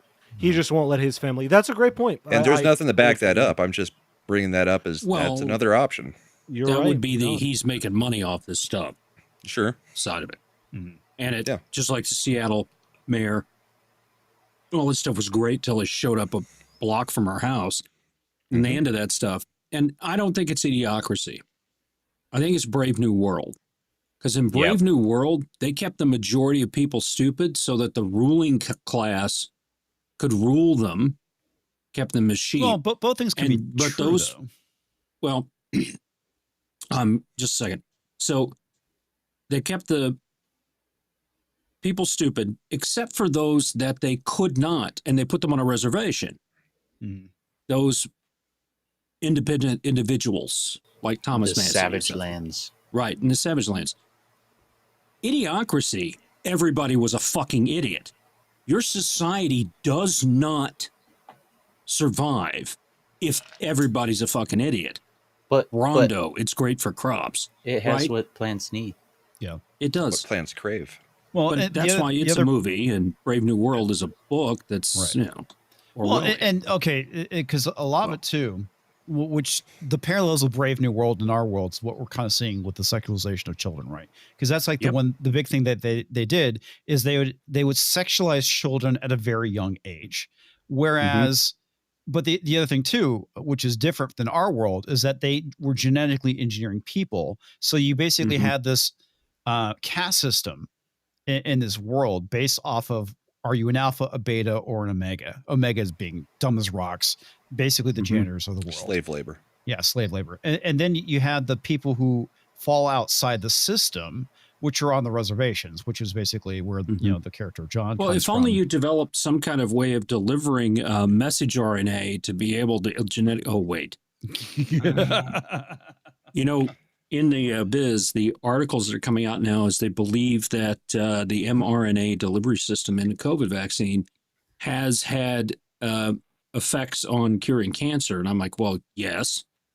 You don't know what you're sending in there. And you don't know, which trigger is going to tell the cancer cells to stop reproducing. Because cancer is your body cells failing to tell themselves to stop reproducing. Stop reproducing, yeah. Because your cells reproduce. You have an entire new body every 7 years. Right. And the copy of a copy of a copy, that's aging. So they're claiming that some of the COVID vaccines may have cured cancer? May have a... Some strains, or may some have a cases positive of it? effect on cancer Because in a rates. lot of cases, it looked like there was a lot of turbo cancer happening after. Okay. Well, what I'm saying thing is, as well. both can be true, Right. Because our human genome is so complicated. Now, Right. all of these are non-peer-reviewed first result studies, which means they ain't worth shit. Right. Right. Yet that's what we've been going off of for 10 years. Go, Corey. I know where you're going.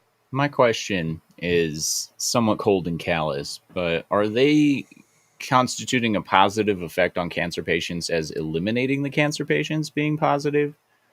I haven't read the study all the way through yet. That is Because a distinct possibility. You do decrease the number of cancer patients when they die. So is that what they're counting here? Because I'd really like to know what their That's how the survivability polio rates are. vaccine worked. Seriously, the polio vaccine didn't cure polio. Vaccines don't cure anything. What the polio vaccine Well, they're did, supposed to prevent you from getting something, but curbs it. doesn't cover it. they help your body fight against it, which is why the whole ivermectin mix of stuff. And you've got to figure it because everybody's body's different. You got to figure those out. Let's go over there. Some people, the flu shot works. Sometimes it doesn't because they got to guess what the mutation strain is going to be out. Right.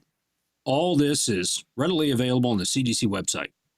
So, but just remember they that don't know. YouTube before you strike my channel for medical misinformation again. Yeah, you're going to strike the channel for some of the shit that's been said previously. Jesus, wow, man. I don't know. I don't think YouTube knows what it's doing, and I think they're pulling that stuff off because that was a joke. Oh, okay. They've they got to shouldn't do advertise. YouTube's the loss of the advertising model that happened with streaming is one of the pillars of the economy that fell apart. Yeah. Because that was a great circular way of keeping money up and around. So, all right, Corey's got to bounce. Corey has to go. So I finished the music project I was working on. I'm going to start releasing that Yay! in November. So another week, give or take, and I'll be able to actually start releasing stuff. I am going to start game streams again soon, and I'm not sure what to play though. I got Warhammer 40,000 Dark Tide. I got Dead Island. I got Black Desert. I like when the Steam sale hit, I was like, what do I do with this Rumble money? Play Dead Island. That's I, good. I made the mistake of going into the DLC, and I don't want to play the DLC right now. So I want to get through the DLC before I actually start streaming it again. Well, what Corey, you, do what you you could like do is bullet hells? start a new game and stream that. That is fair. I could do that. Do you That's like a good bullet idea. hell style of games? Yeah, I do. Like Vampire Survivor? Mm-hmm. Check out Megabonk. It's the Mega Bonk. Okay. It just came out last month. It's been Is it a fantastic as a game? bullet hell. Okay. Yeah, I'll, thought I'll- it was made by one guy, and I've put like 60 hours into it in the last 2 weeks. all right. I'll definitely check that out. But But you guys have all this time. Right? In between phone calls at work.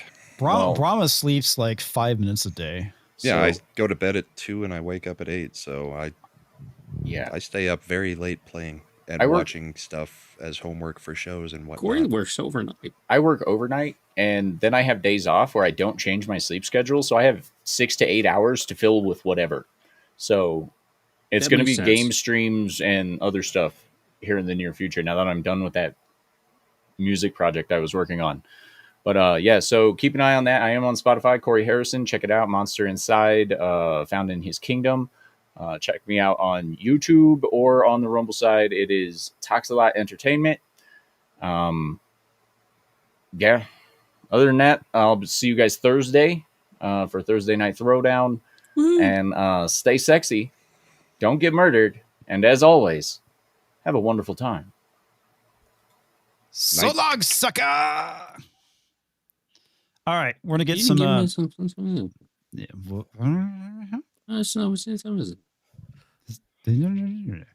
I get this All one meme that Southern Belle did that I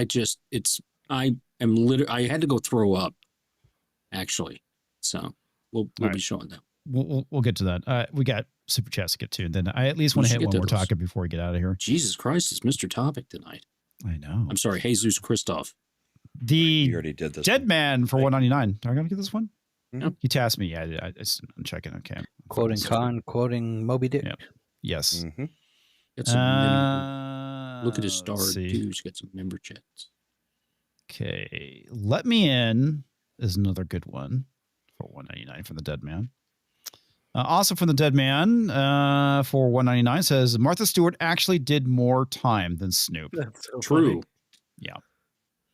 She was Parrothead. also the first woman to sit on the New York Stock Exchange. She is a very intelligent, smart woman. Yeah. Well, she's made a lot of fucking money, so that's for sure. Yep. Never Like Nancy married. Actually, Pelosi. I wouldn't say she never married. She did marry, but she never married again. Parrothead for $2 Parrot. says, did GLAAD use lube before they stuck in Snoop? the cock. No.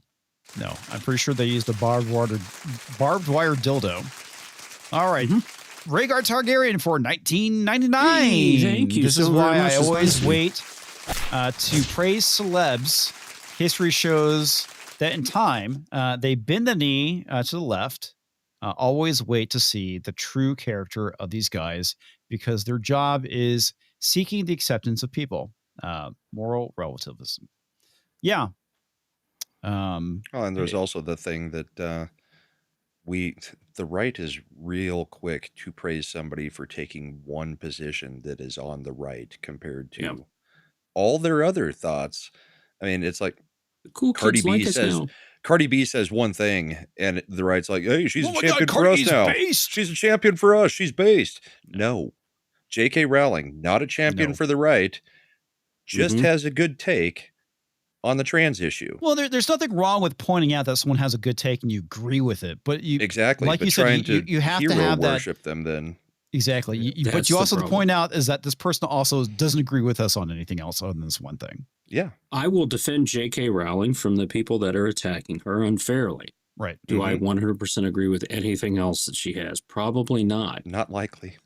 But No. the core tenet of her having her opinion and not being destroyed or unpersoned for it, that is something we agree with. Because you cannot have a debate on the issues. Well, that's the issue. They don't want to don't have a debate. base of civility.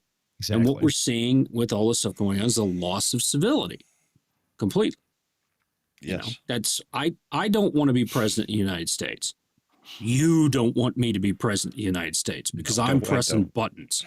As soon as I get in there, I'm whatever buttons in the White House, I'm pressing it. But okay, Bam, so bam, Tox, bam. to your point about the whole thing with civility, I mean, you have people like Destiny basically saying, basically that's cuckery. Civility is cuckery. It's like coming what? from an actual cuck. Yeah, coming from an actual cuck. While his wife puts a strap on up his ass. No. And he sucks dick. He's Also, not super straight. Yeah, not super straight at all. Also, Brian McCann became a member at the All Buy That for $1. They're all and starred. Dan Crane did as well. Oh, nice. There are starred member chats. Oh, okay. Sorry. There we go. Right there. No. Well, you're right there. Yeah. 31 months as a member. Yep. Wow. Argentum says, I'm with Tox on this one. Godzilla. Well, that's a flashback to the beginning of the stream. And Dan Crane is a 22 months as a member. Thank you very much. That was very nice. Sorry, got ahead of myself or ahead of you. No, it's fine. It's fine. Sorry, okay. comics is slow. I want to talk about Vampire: The Masquerade Bloodlines 2, but I don't know if anyone here is familiar with that game, or gives a shit. Maybe some of the audience might give a shit. Game. You like the Vampires? It's fun. First game is awesome. This one, I know Brian McCann is the one who was the one that told me that the game's coming out soon. I watched some of the playthrough. The playthrough looked pretty cool, but the one thing I just wasn't thinking about at the time because I was working while I was watching it is that there is like zero role play to this game, and for a game that is basically based off of a tabletop role playing game. There's no character creation. There is literally no role playing. It's basically Dishonored with vampires. And oh my god, the games journalists are not exactly happy with this game, which I find kind of funny considering that they were championing Veilguard, which is a complete. Oh, so you mean the games dumpster fire. journalists? Yes. Got it. Veilguard's great.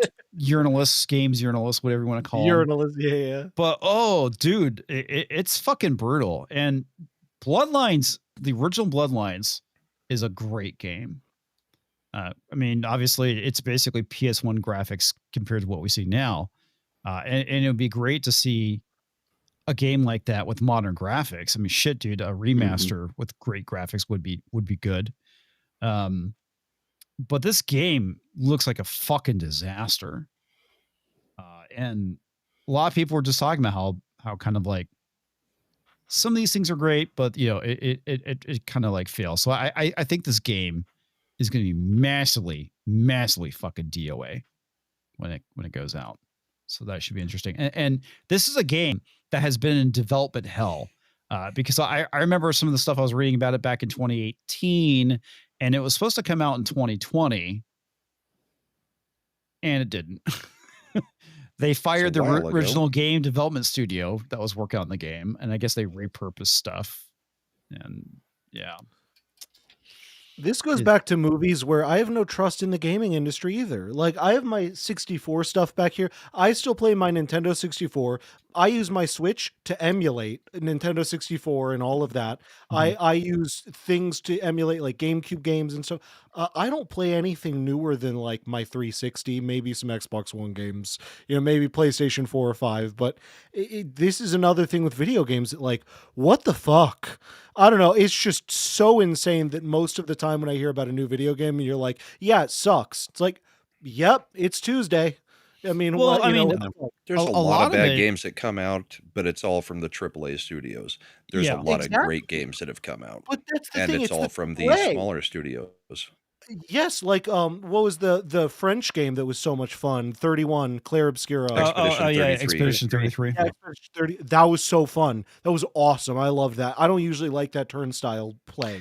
And, But and that's those are all was great. former Ubisoft employees that basically felt limited by the company, so they left and started their own thing. Yeah. But it's like, you know, look at another one like Ghost of Yote, right? Which Sucker Punch Games created this great video game. It got a lot of shit when it came out by the games journalists. They were basically said it was promoting Japanese nationalism. I mean, they're calling it cultural appropriation, all this shit. Well, in their And- defense, Japanese nationalism didn't really work out too well in the 20s, 30s, and 40s. Well, yeah, sure, but the game takes place in like, They don't- you know, the feudal Japan, so it's Oh, Were well, the same yeah, journalist okay. complaining about Yasuke? Calling that cultural Yasuke? Yeah. appropriation or not? yeah, the same people that were complaining about Ghost of Tsushima were the ones that were praising Assassin's Creed Shadows. Right. Well, and the other thing too is the game journalists are the ones who are complaining about the games being too hard because there's no easy mode. Right. I mean, Oh my God, do yes. they even really play? Do they even really? No. Are they? They play the part of demo game or they culture? play the tutorial, and then Yeah. they write a review on the game. And then of None course of them they plays have a to, game like we do All the way and through, goes yeah. all the way to the end before saying something about it, or we play it on stream and say stuff about it while we're playing. They I- play an hour, maybe two, and then they write their opinion of the game. Well, I want to say Sophia. I want to get Dr. Drow's comment real quick because it has to show you how bad a game really has to be for them to fucking go after it. But he basically says they also praise Ghost of Yote, so big grain of salt. But yeah, I mean, a game has to be a real big piece of shit for them to fucking criticize it. Throwing that one out there too. Yeah, and it's not the same as movie reviews where when the critics say something's bad, we'll probably like it. When the critics say something is good, we probably won't. Mhm. Gaming is a little bit more nuanced on how the critic scores are. And Mhm. yes, they praise very bad things. They also praise very good things. So it's harder to use like the movie review right. scale that we kind of do where, oh, they're hating on this, then it might be something I'll like. Gaming, it doesn't work the same way. No, it really doesn't. I want Well, to say those even the game's Now I journalists know how praise Brahma Expedition feels 33. when we start talking Star Trek. Yes. Which I remember at the beginning of the stream when Jason got here and he tried to start the Star Trek talk. He tried, and you blocked him. My You favorite cock-blocked his Star monster Trek is talk. actually from Star Trek. Mhm. I led with the Invisible Man. Yep, you know, and then you tried to get us into a Star Trek talk. I led with the Invisible And Man. then Brahma And it- came in and whipping his big cock around. Nope, super straight Nope, discussion. no Star Trek talk. How about set Now I phases watch, to film, motherfucker. am I right? This is our week off out of this month. Right. Oh, it's Brahma's time of the month.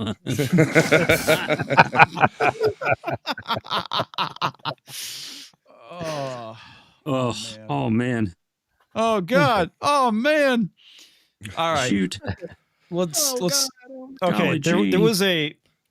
was one last topic. We're not gonna be able to hit the Tolkien one, which would have been a great one. Maybe I'll do a video. Tolkien's on a racist. Let's not talk about that. bastard. Tolkien's a racist. Yeah, that old bag of tricks again. Or- But so over the weekend we had the No Kings protest. We had a really funny meme set to the music from Top Gun, Highway to the Danger Zone, where Trump basically flies over the No Kings protest and dropping poop bombs on them, which was pretty funny. Harry Sisson specifically. Harry Sisson specifically, yeah, you're right. And Sissy Kenny boy. Loggins apparently was too happy about his song being used in the AI video.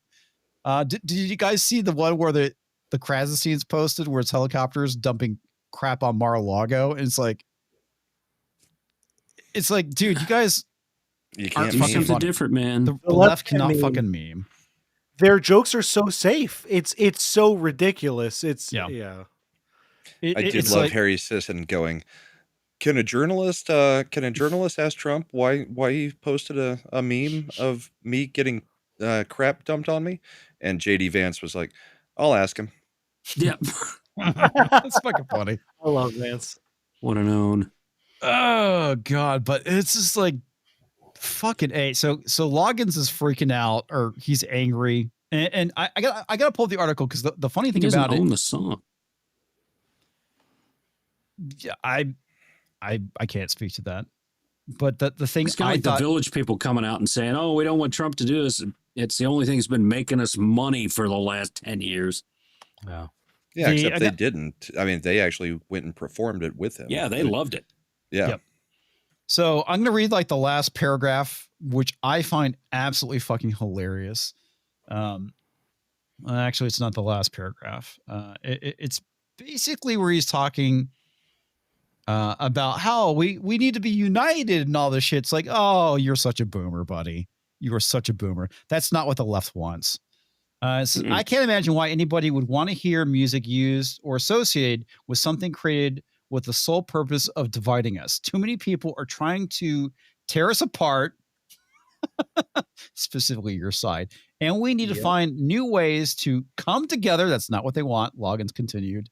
We're all Americans, and we're all patriotic. Not all of us. No, nobody. There's a lot of people who fucking hate this country. Okay. Yep. And I can guarantee you a lot of those people that hate this country were at that fucking protest. Yep. So yeah, it was an anti-America, pro-Hamas rally. Pro illegal immigration. Illegal immigration. Yes. Yep. Yeah. AARP meeting. Yeah. With a lot of people saying that they want people like us dead. Yes. And making lots of allusions to Trump or Charlie Kirk.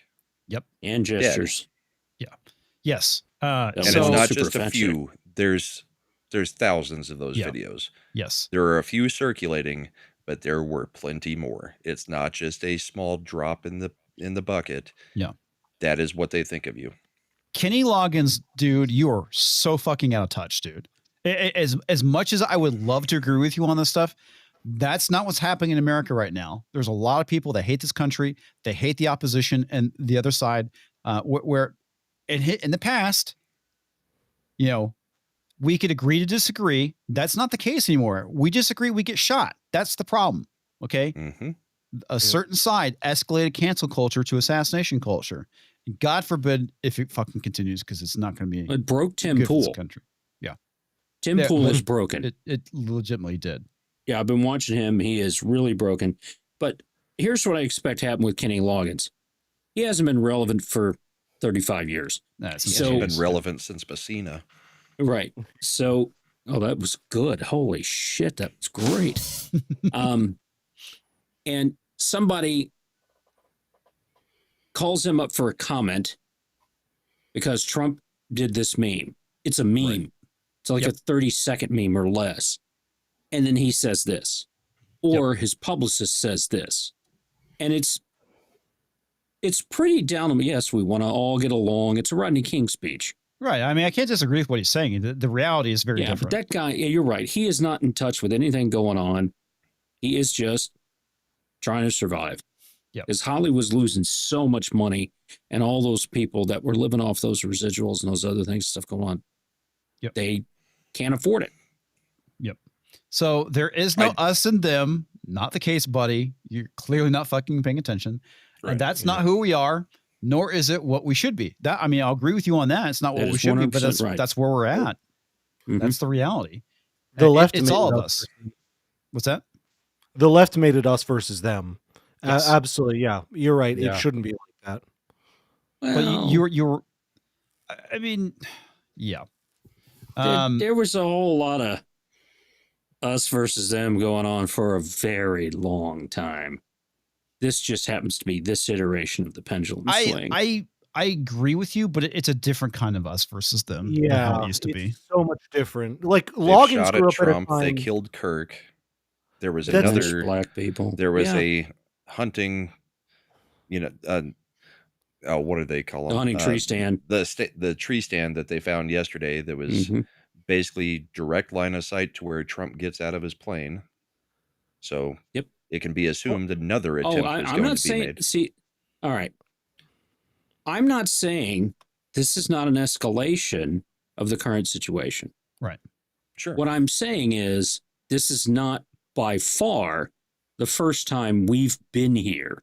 No, it's not. It's history rhyming again. Yeah. Right. Yeah. Both sides have been here. Yeah. All right. Because it's that sphere thing. The fringe The Or horseshoe theory, 5% on yeah. one side, the 5% on the other, those Right. fringes out there are the ones that are doing all this crap. I agree with Right. that. Yeah. And everybody else in the middle, and equate this to the movie stuff. They injected all this crap into the movies, not subtly and shockingly, to the point that everybody in the center of the sphere went, oh, I'll go do something else. Right. Right. Mm-hmm. In this time, the fishing industry, going fishing, bass boats, that stuff has exploded. Right. So they're not going out and doing that stuff anymore. They're going out, they're camping, they're just getting out and getting away from the noise. Mm-hmm. And most people aren't on social media by far. Thank God. Most people are not on social media in the U.S. So just count the U.S., not the other countries where they may not have access to the phones and stuff, things like that we do. There's very small portion of population that's on social media. So everybody else is going outside and touching grass. And just, I read through this. I don't think it's that bad. I think he's out of touch. I think his publicist wrote this. And it's a reflection on how far Hollywood and the entertainment industry has fallen, that a funny meme on X got them this riled up to write this. Yeah, I know. Yeah, I don't look at it much different than when, Fleetwood Mac is like, you can't use Don't Stop for your rallies. And it's the same crap. Yep. It's just, Same we shit. don't like your politics, so you can't use our song, even though in the rallies and stuff, yeah, he's paid to license that song. They don't really get a say when they've put it out there because they to don't be get any of licensed. the money. They've sold them all. Yeah. No, they're pissed because in their minds, it makes them associated with him. Mm-hmm. Yep. Because his song is being used. Because you do have guys like Lee Greenwood who goes out there and lets them use the song. And actually, Lee Greenwood shows up quite often to sing the song that Trump likes to use so much. Proud to be an American. Yep. It's like the Village People you mentioned earlier. They changed their tune when they saw how much MAGA liked the song. When they got the, people rushing into their socials and stuff, they were like, oh, we're on the Trump train. We're going to dance with him on stage. Well, did they push back though? I mean, when he initially, what song they were using from the Village People? YMCA. No, the YMCA. They didn't push back at all. No, I don't. They originally did. Did I remember reading at the time. Yeah, at the time, I remember reading that they originally were pissed about it. They were like, "Oh, we don't want that," and then they got so much love. They received so much positive. And this was again. I'm not a Republican by any means, but this was such a positive MAGA thing to be like, no, these guys are being loving to the Village People. They didn't care they were gay. They didn't care about this. They just found it fun. And so then the Village People, on a dime, were like, yeah, we're gonna go live with Trump. We love this guy. He's the man. How Trump turns. Well, they probably bought into the media BS that he's a homophobe when he's been the most pro-gay president that's been elected. Yep, exactly. I want to get this from we're gonna do outros when we're out of here, and memes and whatnot, and Save Cheese Raptors. Renders. Reticent Voice for $5 says Brahma's right. Matt Stone and Trey Parker both have TDS after the last season of South Park is trash, and I don't think it can come back. I'll be honest with you. I defended them the first 2 or 3 episodes. I did too. I haven't got out of my way to watch the 5th episode because what they've done is that they're doing 10 episodes. Apparently, the first 5 are season 27. And the next are going to be season 28, which is kind of weird how they did that, but whatever. Because they redid the entire fucking plot because Charlie Kirk died. Yeah, 5 episodes. That really deserved that, $1.5 billion they got paid or whatever it was? Yeah. Yep. Oh, yeah. To get 5 episodes and call it a season? I think it has something to do with contract obligation because there's the article you sent me, Talks, I read, and it kind of talked about that. Right. But yeah, I want to see the episode. I'll be honest, I just can't be bothered to watch it. I haven't watched 4 or 5, so I've seen every 4 is episode of awful. South Park, and it's just not good. Yeah, I've always liked South Park up until now, and I was very positive. Like Brahma said, I was like, okay, they're messing with Trump. It's gonna be good. It's gonna get there. It's gonna be funny. And then I was just like, okay, Trump, tiny penis, orange man, bad. Where's the joke? And like they Yeah. did so much good shit with Garrison being Trump. That was hilarious. That shit was funny. But yeah. but they never touched Biden. Notice that we never even touched Biden or Kamala. Never We've been fucking- over it a little bit. I mean, they didn't actually do actual seasons during most of that 4 years. I mean, they did Yeah. the specials and conveniently stuff. for them. Well, and a lot of it Sure. too is that we've also pointed out is that they typically in the past they've gone after people on the right, but they've gone after the Ideals on ideology the of left. Of the left. Yeah, the ideology and ideals. Because I mean, Specific season- people on the right, ideals on the left. Yeah. yeah, because season 18, which is probably one of the best fucking seasons, is when they're going after woke. With PC Principle. Was Yeah, that the one where they introduced That's the one him? where they introduced PC Principle. The That's some of babies. the best. Yeah, yeah. The fucking And- that was great. The PC babies. Oh my god, that was season 19, I believe. Yeah. But And that shit Macho was- Man winning Strong in woman. women's Yeah. sports. Yeah. They had a lot of fucking bangers, but yeah, I mean, even I would say like the previous season or special they did, the Pandaverse one was a bit weak. They could have hit us a little harder. It was still funny. Going after Kathleen Kennedy was pretty fucking funny. Bob Iger, all that shit. I'm fine with them going after their, Trump and making fun of Trump, but it's like, but be fucking funny. Okay. Yeah. The whole Saddam thing, I thought was boring. It's like, dude, you guys have done this, man. Do What something exactly? different. You know what they did? They repeated themselves. Exactly. Mhm. The joke was already done. And what's Exactly. been Disney's just been repeating themselves, Marvel repeating themselves, DC repeating themselves. DC made another disappointing Superman film. Yeah. All right. That's what happened. I say another because they've all been disappointing. The Batman films, until they got to The Dark Knight, and the original one, Michael Keaton, just because it was cool when it came out, we hadn't seen that stuff in a while.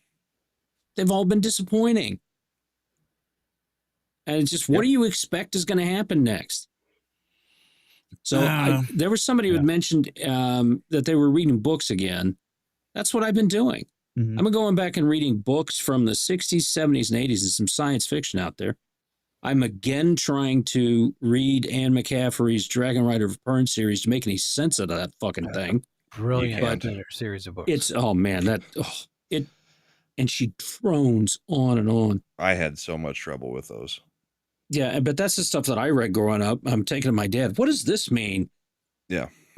He's like, never, ever ask your mother. Which Talk to series them. you talking about? Dragon Riders. Anne of Pern. McCaffrey's Okay. Dragon Riders of Pern. Gotcha. Talks. I will It also recommend the Starbridge series from Anne Crispin. So also another. I've good been one. the reading the Christmas Honor stuff. Harrington series, and I've been really. Oh, you enjoying like that. them? Oh, good. really good Yeah. stuff. I've got an Mhm. interesting one for you, Tox. Let me see who their author is. So this is just one of the books in the series. This is the fourth book. Did you ever read The Rune Lords, David Farland? I think so, but it was a while back. So No, it's it like was David 7 books Eddings. long, maybe. No, David Eddings, different guy. So this Yeah, guy, different guy. the whole magic system in this world is you can create these like brands, Mhm. and they will take an attribute from a person, and then you can then put that attribute onto another person. So you've got these people that are being created that have like infinite health, can't be killed, can move super fast, because like you brand a person and take their speed or their agility. So they become a cripple. They can never do anything for the rest of their life. But the person that they give that attribute to then becomes faster. So you get these, what they're called rune lords, which have all of these Night runes that have Pinochet. been implanted on them. But they also have to protect the people that they got the brand from, because if they die, then you lose all the powers of the brand that you were given. I could It's see. a very Okay. interesting series. That's a very interesting That's- setup. It's a I'll have weird to check magic system that I haven't seen anywhere else. That is ever. interesting. So Brian says, Talks, check out AD&D's Dark Sun. Dark Sun novels are really fucking good. Dark Suns, yeah. And the Ravenloft novels. No, I've read a few of the Ravenloft, Ravenloft, ones. Those are good. I will I also used to read recommend A book a day. Me This too. is a good one too. Splinter Effect by Andrew Ludington. The second one just came out. This is time travel Indiana Jones. It's Oh, interesting. very good. So, What does that have to do with Star Trek? it doesn't. Oh, sorry. I've been reading the Tony Hillerman books, which is about Navajo, and stuff from there. So that's the recent one. But anything Sherlock Holmes, and even any of the new stuff, and people are writing things that I will suck that stuff up. And the great courses stuff. I went through all the Bart Ehrman things on the books of the Bible and the New Testament. He has about 120 hours worth of stuff on that. And it was, here's a man of faith who's shredding a lot of the stuff that's in the New Testament to kind of get it out of the way to what as actually you need to look at. I mean, that's the kind of stuff that I just put on while I'm driving or when I'm just sitting around and trying to do homework and all that stuff, put that in there. Because I've got to fill the brain. And then every once in a while I'll put on the new Crow because that music, as I said when we saw it, counteracts my tinnitus perfectly. Mm. Right. So I will actually watch it with the video off. So it's just the music. That's all it's on. Can't you just get the soundtrack and make it easier? You don't have to. I don't want to pay any money for that piece of shit. Oh. It's also just kind of weird because, yes, I used to read a lot. Now I consume a lot of podcasts, which is almost like, people putting their words down on paper, only they're putting it down kind of like we do. Right. And garnering knowledge from listening to multiple people talking about the same stuff and a whole bunch of different stuff. Right. So it's Fall been of hard to Civilization balance the podcast time. was great. The which one? Fall of Civilization, that comics put me Fall on. of Civilization podcast. Yeah, that's really That good. was good stuff. Yeah. I don't know if it's still going, but I really liked it. I need to go back. I think he's done. He went through multiple ones, but he's also doing the real production stuff, right? Yeah. So it takes a while to get there. there. Yeah, he does have a lot of production value into it. I think that we need to do a show where we announce with a show and tell the audience and bring your book recommendations. Because I think, I can't remember who it was, it asked in X about book recommendations. I told him to read the Frontline series by Marco Clues, which is military sci-fi. Really, it's one I got into and I read from there. He said it was pretty good. So I think we need to bring some of our favorite stuff there and share it. Yep. And get some from the chat. I think it's not a bad idea. I actually put a thread up in our Discord server, new for you, for people to start sharing various different recommendations like that, because you got these franchises everybody's walking away from. You're looking for something new. Well, okay, we'll recommend, like the Honor Harrington stuff or Dragon Riders of Pern or whatever. I would not recommend Dragon Riders of Pern. But get them right. How it's like it's not. Did you start? Did you start with the first one? Oh, the Dragon Riders. He starts off books? on my desk over here, just eventually just makes his way over here. That's funny. Because some people say do chronological, other people say you start with the books and go through there. What I tell people publication order is, you don't read Dragon Riders of Pern until you've read certain other book series and understand them. So, and that's Foundation, right? Dune. Okay, you've got to read through those and understand those and be okay with that, because what Dragon Riders is a science fiction series wrapped inside of fantasy. Yes. Because it is the whole premise is that they're on a planet where the dragons kill these things that come down from the sky that attach to any organic material and destroy it. In which you find out over time, there's spoilers, whatever. Thing's been around for 50 years. Yeah. But what you find out over time is they were actually colonists in spaceships that came, and then this stuff came every 250 years and destroyed them. And that this is their survival and all that stuff. And then this average height guy comes and he's attacked by a cat. And it's just, but it just gets really freaking weird. And, but there's so many good books and good series out there that are they're just off the beaten path. Yeah. And Fat anything ass. Larry Correia, anything that he writes, I thoroughly enjoy. He's now he's a guy that's really based as fuck. I Wrote that really In enjoy Defense his of the book. Second Mystery. He needs to Yeah. get the fucking audiobook done for the last book so I can Oh, the read last one? Oh, yeah. I need that bad. But he's the one, Larry Correia is the one that finished his series, 7 books. And in the dedication of the last book, it says, see, George, it's not that hard. See, George, Yeah. not that hard. That's But he fucking wrote a funny. book called In Defense of the That's Second crazy. Amendment, which I recommend. Yep. He's written some really funny books, but his Monsters, Inc. book, the first one, is a phenomenal read from there. But All right, I mean, we got to we get can get a super book chats and get sometime. out of here, Ooh, guys. Reticent Voice donated all my hardcovers when I moved. I could never get rid of the hardcovers. I could get rid of the paperbacks. The hardcovers, too hard to replace. mhm. Yeah. I've gotten rid of so many. Dude, there's Um, it's funny because Neon posted this thing yesterday of the Monsters Compendium from second edition Dungeons and Dragons, and I actually lost my Monsters Compendium, but it's like there's so many fucking Dungeons and Dragons books that I had at one point that I got rid of like a fucking retard. Oh, like a moron. Yeah, but I All still my have like my core original books. AD&D books and Well- then the second edition books. Oh, I still have my original Player's Handbook, Dungeon Master's Guide from first edition, as well as second edition, as well as the monster manuals. Though they're well, I have probably 2 I'm things you missing don't. I'm missing Ex-wives. 2. I also have Unearthed Arcana, the original one. But out of my second you edition do? stuff, Oh, I've There's still a- got my Game Genie books. there's a but the thing is, I don't know what the fuck happened, but I ended up losing or somebody stole. Like this is back in like the 90s.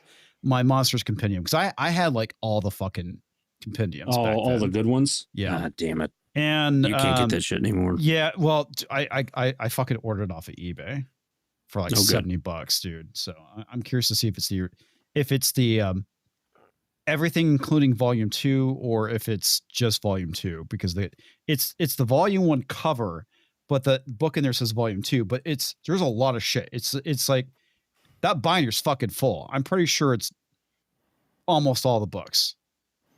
So that would be awesome. that would be fucking awesome.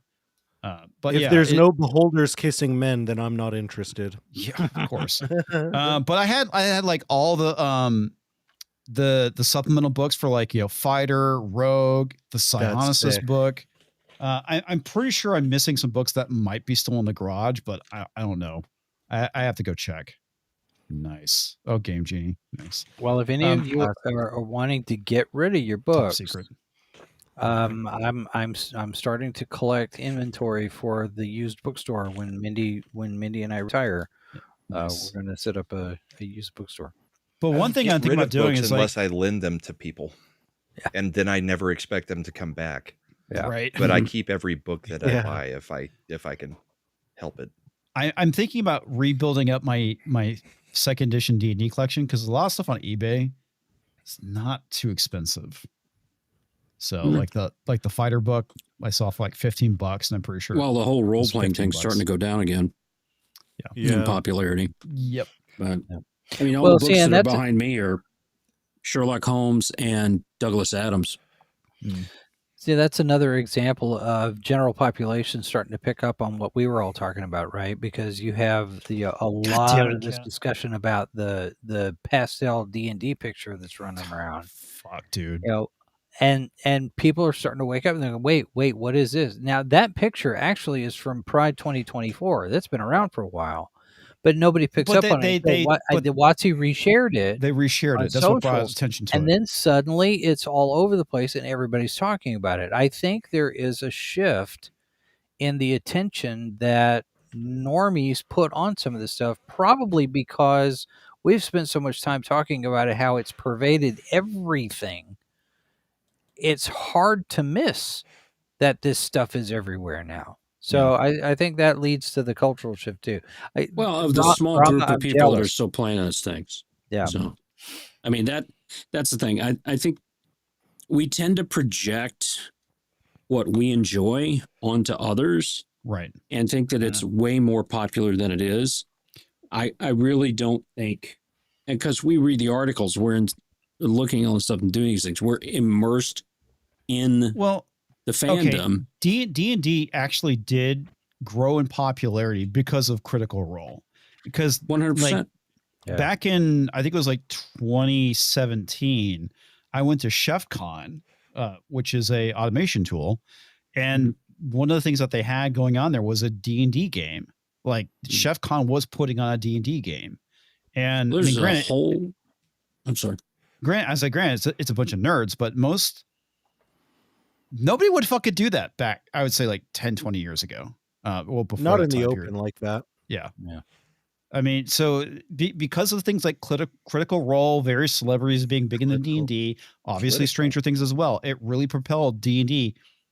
Really, it made it safe for normies, right? Because like we talked about the whole thing, like back when I was growing up, back in my day, I wouldn't say I got my ass kicked for playing D&D or role-playing games, but it was horribly unpopular. Now it's very popular. It's it's normie friendly now, so normies have gotten into it, and that's where I mentioned the whole thing is that when something gets popular, is it becomes safe for the ideology to start being injected into it because it can reach a wider audience. If this was just like random nerd shit that nobody fucking cared about, they would not be injecting the ideology into it.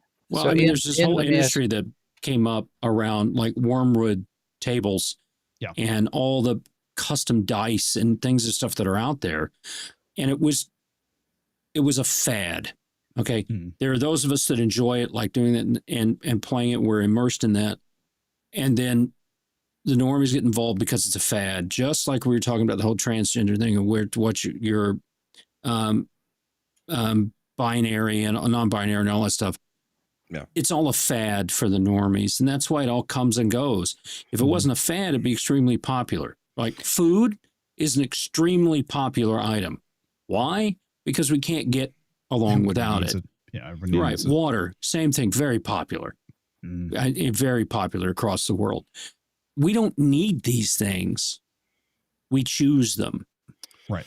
Well, and I think the other thing too is that you have WotC, Disney trying to turn these products into lifestyle brands. Right. And it's not just go play the game. It's and you talk about the accessibility of it for the normies is because it's not being sold as a game. It's being sold as a lifestyle brand. Well, yeah, I remember So back the in t-shirts and the ties and the lunch boxes and all the peripheral stuff that has absolutely nothing to do with the main core product, which in this particular case is the role-playing game.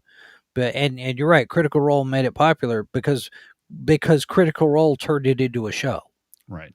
And Well, so and now- another thing, back to the lifestyle brand. I remember when what's her fucking name at Marvel? This was back in like 2014 when she basically said that she wanted to turn Marvel into a lifestyle brand. And that's essentially what Oh, they yeah, did. absolutely did. Yeah, that was part of my article about turning away the fans, and now they're trying to get them back. When when you turn the boy brand into the girl brand, or you try to take this family friendly thing like Star Wars and turn it into something it's not. Well, with Marvel, they tried to do this whole lifestyle brand thing back in, was it 2023, 2022? This is like earlier. Well, it was after they bought it, after Disney bought Marvel. Yeah, They but this wanted is to do what's her name? The one that was the co-creator of Miss Marvel. What's her name? I totally blanking on her name. Kelly Sue DeConnick? No, not Kelly Sue DeConnick. Crap. She's a Muslim convert. Yeah, she's G. Willow Wilson. No, not G. Willow No, Wilson. It's the other chick. That Sana is Amanat. actually Sama Amanat. That's Sana it. Amanat. Yeah. That's her. Phenomena. Yeah. All right, guys. We got to get super chats and get out of here. We'll probably skip memes. I'll get Sabertooth after ship, but I got to go to bed. Brian says that Vampire the Masquerade 2 or Bloodlines 2 is a ROG like Cyberpunk 2077. I disagree. Completely disagree. Cyberpunk is actually a role-playing game. Male or female? Yes. Origin clan? Yeah. Interact with NPCs? Yeah. But the thing is, Cyberpunk, as much as it is a first-person shooter, is still a role-playing game. You can still make decisions that affect the outcome. Make decisions, meta plot, main story. And I get your point, but I disagree, dude. Cyberpunk is more of a role-playing game, much in the same vein of Bloodlines, the original Bloodlines. Both Well, being it's a first-person. role-playing game because originally that's what it was. Where Bloodlines 2 is not. I would not consider it. I consider it more action adventure, much like Dishonored. Pinochet's helicopter tours for $2 says, arguably the most powerful man in the U.S. besides the president is the Secretary of the Treasury, who happens to currently be a gay man. Yep. Fair enough. I got one more article. Today is the anniversary of the Doomsday Machine with Star Trek original episode there. I'm sorry, Rama. Just get that. Dick. That's my face when I watch every Kurtzman Trek. Okay, we now have more on the shit that he showed us initially. This is looking really fucking Ooh, badass. that's looking really good. Yeah, because remember he sent us the rough shape, Mm-hmm. and that's looking good, man. That is That is looking great. looking really good. All right. Were you wanting to show something else, Tox, or? Oh, by the way, Oh. Sabretooth Raptor might be interested. I think they're working on a documentary that's coming out here soon on Doug Drexler's visual effects work. So be keeping an eye out for that. Tom's missing, so I thought that was pretty good. There, that's from Yeah, where's Tom been anyway? Tom's not been feeling well. Under the weather. This figure skating move was not possible before Viagra. Very true. Very true. Very true. Gotta be careful. You might break the priapus. Yeah, that's a big That's girl. wrong on so many fucking levels, man. So it says not as wrong as this one. It's when he's dressed as the princess at the end of the game, like we talked about. Yeah, last not week. doing that. Not doing that. King producer. Yeah, that. Oh, with Nancy Pelosi, Southern Belle. Oh, that's rough. God. That's we wrong. got Not no even kings, Fox but we've got deserves that. people who have been in Congress for 40 to 60 years. Ever and Making ever. millions. Yep. Every time you drink a White Claw, just know that Steve Austin is disappointed in you. That's so true. 'Cause Stone Cold said so. When the new person doesn't last a full week, our expectations of you were low, but holy fuck. Here you go, Freddie. Take that to heart, buddy. Thank you. I appreciate it. You've lasted a whole week, so you're So just far. above, but holy fuck. That's where you are. I'll take that. That's a big compliment for me. Especially coming from me. Fuck up. King producer again, and no King producer day. Yeah. Is that rolling?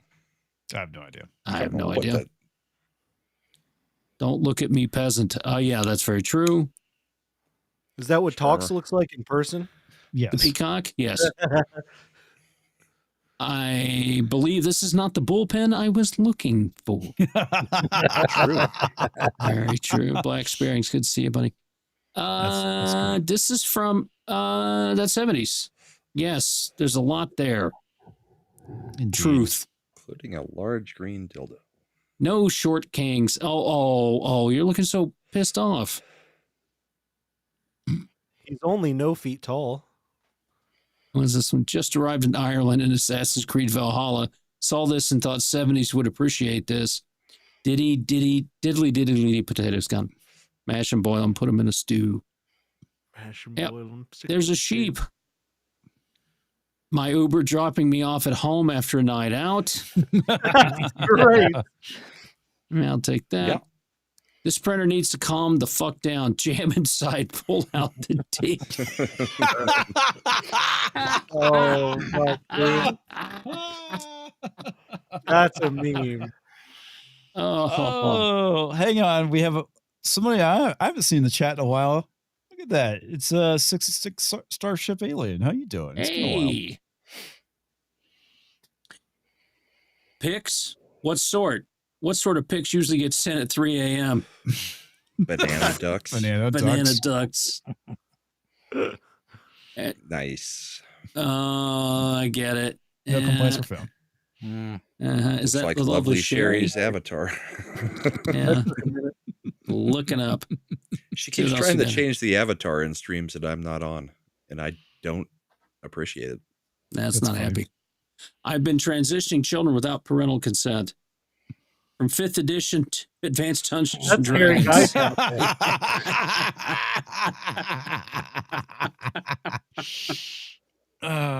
Rest in peace to a legend. That's the guy who created Dungeons and Dragons for the non-nerds in the chat. Gary Gygax. I have played Dungeons and Dragons with him. Shut All up. I have so- interviewed his son. Yeah, Yep. Ernie. Luke, I follow Luke. Yeah. The Invisible No, Penis no, season I- has arrived. Yeah. Oh my God. Freddie, I interviewed Ernie. Ernie. His Yeah. other Okay. side, and Ernie. broke the internet. I'll have to tell you that story one of these days. I like Oh, Batman, The Dark Knight Rises because of the story. Yes. Yeah, then you remember that's Anne Hathaway. And I was gonna say wrestlers, the Spanish announce. Ah, that's so true. That does happen. All the time. Ooh, what a scary skeleton costume. Oh, okay, that's good. That's Totally clever. roll. Yeah. Me, where did you go? I went to go check on the suspicious stone vampire car. The what? There it is. Okay. Damn, that's good. Wiener Cutoff Road. We don't want to go down there. We don't. That's how people get labeled the butcher. That's Yes. right. Gotta watch out for that. The Mhm. bladed ones. KKK, that's not good. Yeah. If I that's were the- managing a store, That's the what special I would- KKK. That's right. Exactly. That's All fucking funny. right. The special KKK. Netflix. Literally any show.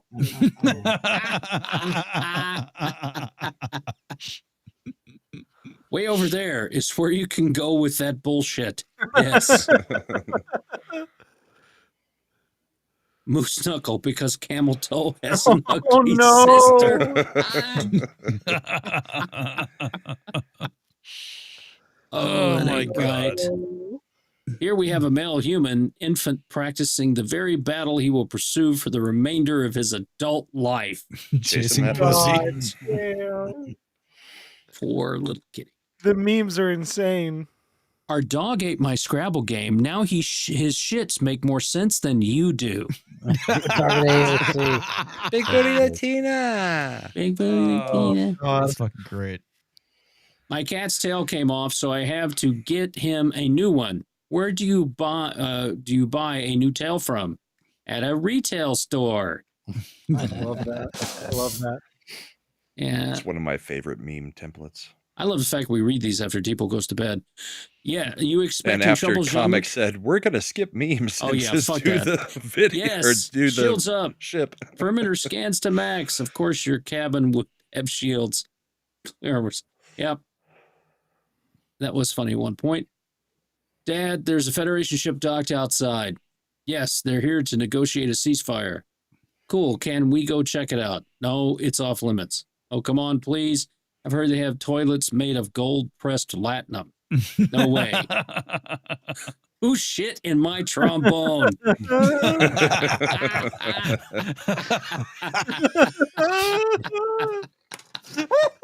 So stupid. Oh my God. That's fucking Who shit in my shit, my trombone? That's some deep lore there. Yep. It really is. So is this one. Do you remember 35 years ago when we found out Starfleet Command was all bug monsters? We told someone about that, right?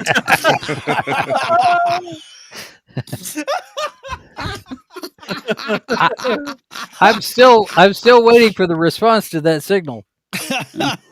That's fucking great. That is some deep lore too.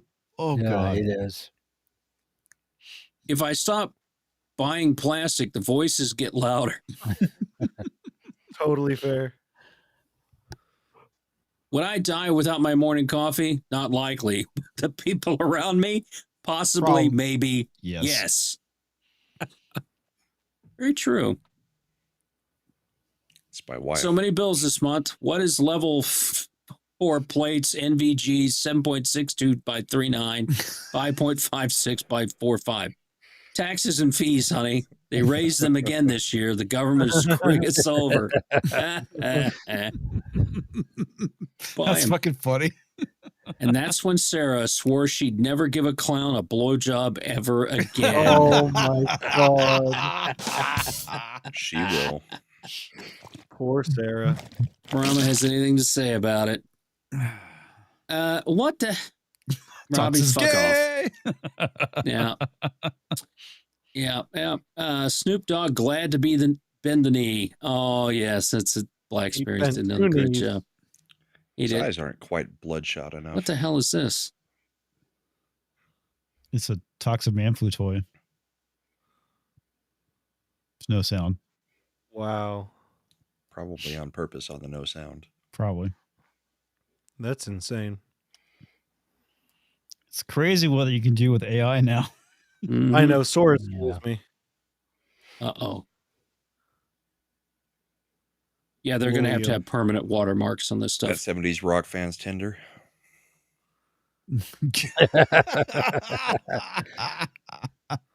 Oh man. Oh, my God. Oh, William. Oh, what the hell? That's me in 70s. Yep. As punk rockers. We still don't have sound, so we don't know what they're saying. It's fine. I don't know. They're speaking English. Nothing great. I doubt he's speaking English. Oh my Holy god. shit, dude. Fucking- I'm going to assume that's why Robbie was asking me, what is your favorite bourbon yeah, in probably. chat earlier tonight? That makes sense. That's so funny. The fact that it comes squirting out the Brahma nipples. Bull rules. Oh, it's Darth That's Vader. insane. Darth Vader, Vader. That's good. That's good. Excuse Okay, me, Mrs. I'd Flu like is to not get feeling by well now. tonight, but Irate Special, they've been doing this for her. Here we go. Oh, that's adorable. It's a Mrs. Flu toy. It is. So they make fun of her being old. And Gotcha. forgetful. Yeah, I think that's it. Oh, this one. Yeah, I saw that. That's fucking funny. my What's fucking God. what's his name? That would also work with Harry Sisson. I think that's it. All right. Yeah, that's it. Oh, the Showgirls playset was so funny. Who are you? I'm you, but gayer. Gayer. Indeed. Yep. All right. We're starting with Jason. Get out. Okay. Always a pleasure to be here and contribute a little bit to the conversation. Tomorrow, Aaron Ryan, author, is going to be a guest on the show, and then the rest of the week we're dark because I have to work. And then Declan Finn was on today, so go check that out. We are constantly bringing on new authors in search of new franchises for people to enjoy. So we're just crossed 900 episodes. We're on our way to 1,000. Are you boldly going where no man has gone before? I try sometimes, but not in the way you might think. No homo. No homo. No. Indeed. Much And I put everything back together and it all works. Sort of. Yay. And speaking of no homo, No homo. Super straight. Super. I'll be on Mad's channel tomorrow. Wednesday night, we don't have a Christian panel. Thursday, back here.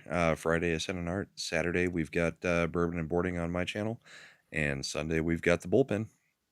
Cheers, everybody. Night. thank you, sir. And there's that Freddie guy who's back, and he, I don't know, you might see him again on Thursday. Text me, and he's like, "Hey, you want that Freddie guy back on again?" And I typically go, "All right, fine, I guess." That's the best reaction I could ask for, my friends. They I get a working appreciate camera. that. Yeah, that's a bit. Yeah, I'm going to try to find a working camera as well. Guys, my name is Freddie Colton. Come check out my stuff. And if you hate me, remember it's spelled like this if you hate me. All Culture right. Casino. But that is Freddie Colton if you enjoy me, though. I really appreciate that. Oh, Culture Sags are there as well. That's so funny. But yeah, thank you so much for having me back, my friends. I will definitely be back because Toxic is holding me here hostage. On all of the off hours, I am sitting here until Tox returns what he has taken. I know it's kind of scary when he I does stuff didn't like say that. any of that crap. I don't do things Exactly. like that. Soon I do Tox need will you to start DM me passing out the your Kool-Aid. DM me your socials that you're on that you want me to put down on the banner. I I'll got you. put that down there. Hi, I'm Toxic Man Flu. I'm sure that those of you know me. It's Monday. Culture's got like 10 shows tomorrow. He's got 50 shows on Wednesday. We'll be back here Thursday. Comics put out some good videos here in the last couple of weeks. Go out and take a look at those. Be sure and like the stream and do put a comment. It does help. Every little bit helps around here. And then Brahma's got bourbon and boarding, and he's got the Sunday thing in which little Chad and I yell at each other in chat. And he asked me to explain deep subjects in a chat. Josh Hammond keeps saying, "You need to get Tox on there." I was like, that will not go well. That would not end well. That would not end well at all. And I only show up every once in a while. I appreciate when you do, and I appreciate the super chats. Yeah, I'm just giving Brahma money. That's all it is. Pretty much. Mm-hmm. And then little Chad says something that really pisses me off, and I comment, which I think at this point he does on purpose just to get me to comment. And he is at that point, yes, where he will. He is. If he sees you say something, he will try to get you more pissed off now. Mm. Well, I didn't take the bait. This one, I did one, and then he didn't understand it. And I'm like, I'm not paying any money for this fucktard. So I just kept going. But yeah, watch the show. I think it's pretty good. We had a pretty good lineup last night with Carrie. Carrie was really good. It was very much a podcasting type show because all of you were talking a lot like this and that back and forth and all those things. Yeah. Yeah, I think so. Yeah. And very Comics got animated once. And I was fucking tired, man. I cleaned the garage. Mm-hmm. If I could, it's funny because Terminus asked, he's like, dude, you didn't get my joke. I haven't replied back to him. So Terminus, if you're still out in the chat, it's because I was fucking tired. and then on top of that, I couldn't fucking fall asleep last night. That was the best part. So I'm fucking out of my skull right now. Masturbate a lot. Now, if I can interject and add real quick, I forgot to mention this past weekend. This is a nonprofit cause. I'm very much want everybody to know about. Walking and Rolling Costumes had their costume reveal. We did the live stream, and this is a group for the last 10 years now. They have been making costumes for kids in wheelchairs and walkers, stuff that He started off making. Well, look at that mystery machine. Yeah, mystery machine, ambient stuff. I mean, they've done some brilliant work. PVC cardboard. And now they're starting to do 3D printing on some of the parts that they do. This is a great organization. Started out because he had a kid who's had spinal cancer. And wanted to dress as Wall-E for a costume one year when he was 3, and he was in a wheelchair. So Dad had to make a Wall-E costume to fit the wheelchair, and people started saying, "Hey, could you make one for my kid?" And now they've got 4 or 5 different regional groups that are doing this. They got volunteers, different schools, build teams. They've done 200 costumes so far for kids. Nice. And they just keep going. We just had the live stream. You can see it right there. This one here. I mean, all sorts of stuff. Percy the tank engine. They've built an F-14. They've built Ant-Man, several Ant-Man costumes. They've met Paul Rudd at Planet Comic-Con 2 or 3 different times now. Frozen, Wicked, Scooby Doo. They Last froze year a couple of kids. they did, and last year they built the Winnebago from Spaceballs. Oh, nice. These guys are doing fantastic work. So I just Drop wanted that to link bring in that the to everybody's. group chat Okay, for the show. for the So show, that I've I got will that do because that. I'll want to. I know someone that would want to volunteer with them, especially if they're around you. Okay, yeah. All I right, will do guys. that. We got to We gotta call go. it. I seriously get ready to drop dead. So good night, everyone. Thank you so much. Thank you to all you who donated. We will catch you Thursday, and there will be a video, probably 2 videos out this week. So talk to you later. Night, everybody. Good night, everybody. Which we will say again in about 2 minutes. Yes. Timmy.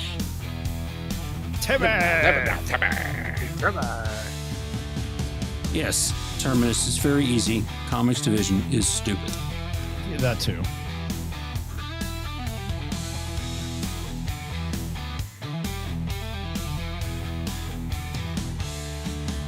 Latest All right, night, notes. Hopezilla. Hopezilla. Okey bye.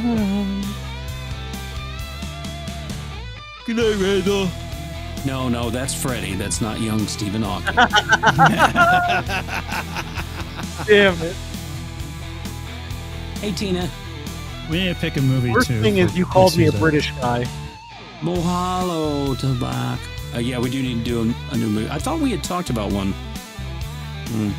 I do have it set up for the EV Mux. I need to test that out. Make sure Okay. that works, and we'll embed it in the website.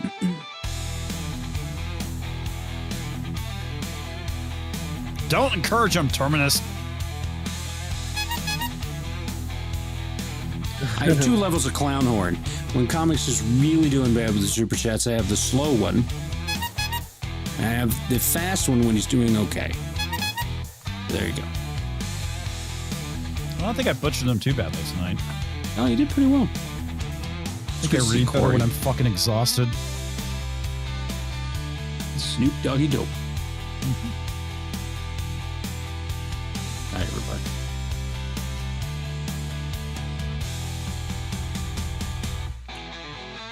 You know, I was thinking about it with the whole Kenny Loggins thing and the meme. Does anybody actually believe that Trump actually created the meme, or No. he saw it somewhere He and just reposted reposted it. it? Hell no. So, seriously, I mean, But they want to make everything Trump's fault. I know. It's just ridiculous. That is what it is. Yeah. That's just Some like intern created that. I'm still fucking disappointed with South Park. Oh, dude, it's devastating. I really, I couldn't believe they got Matt and Trey. Honestly, but, yeah. I tried to defend them the first couple episodes this season and said maybe they're going somewhere. Comics, you did too. But, Yeah, I well, mean, the Charlie Kirk shit was funny. The Christy Gnome Yes, it shit was was. funny. and Kirk loved it, but Yeah. I just don't care anymore. Yep. God. Right there with you. Mexican Iron Man shared a picture of the U.S. Congress with a Spirit Halloween sign on it. And then Oh, my Adam God. Carolla shared a picture of O.J. Simpson and his wife, Nicole Brown. He's Zoran Mandami, and Nicole Brown's in New York. No. And All right, folks. Good night. Good I night, gotta go everybody. here on that Night, one. everybody. Hi, everybody.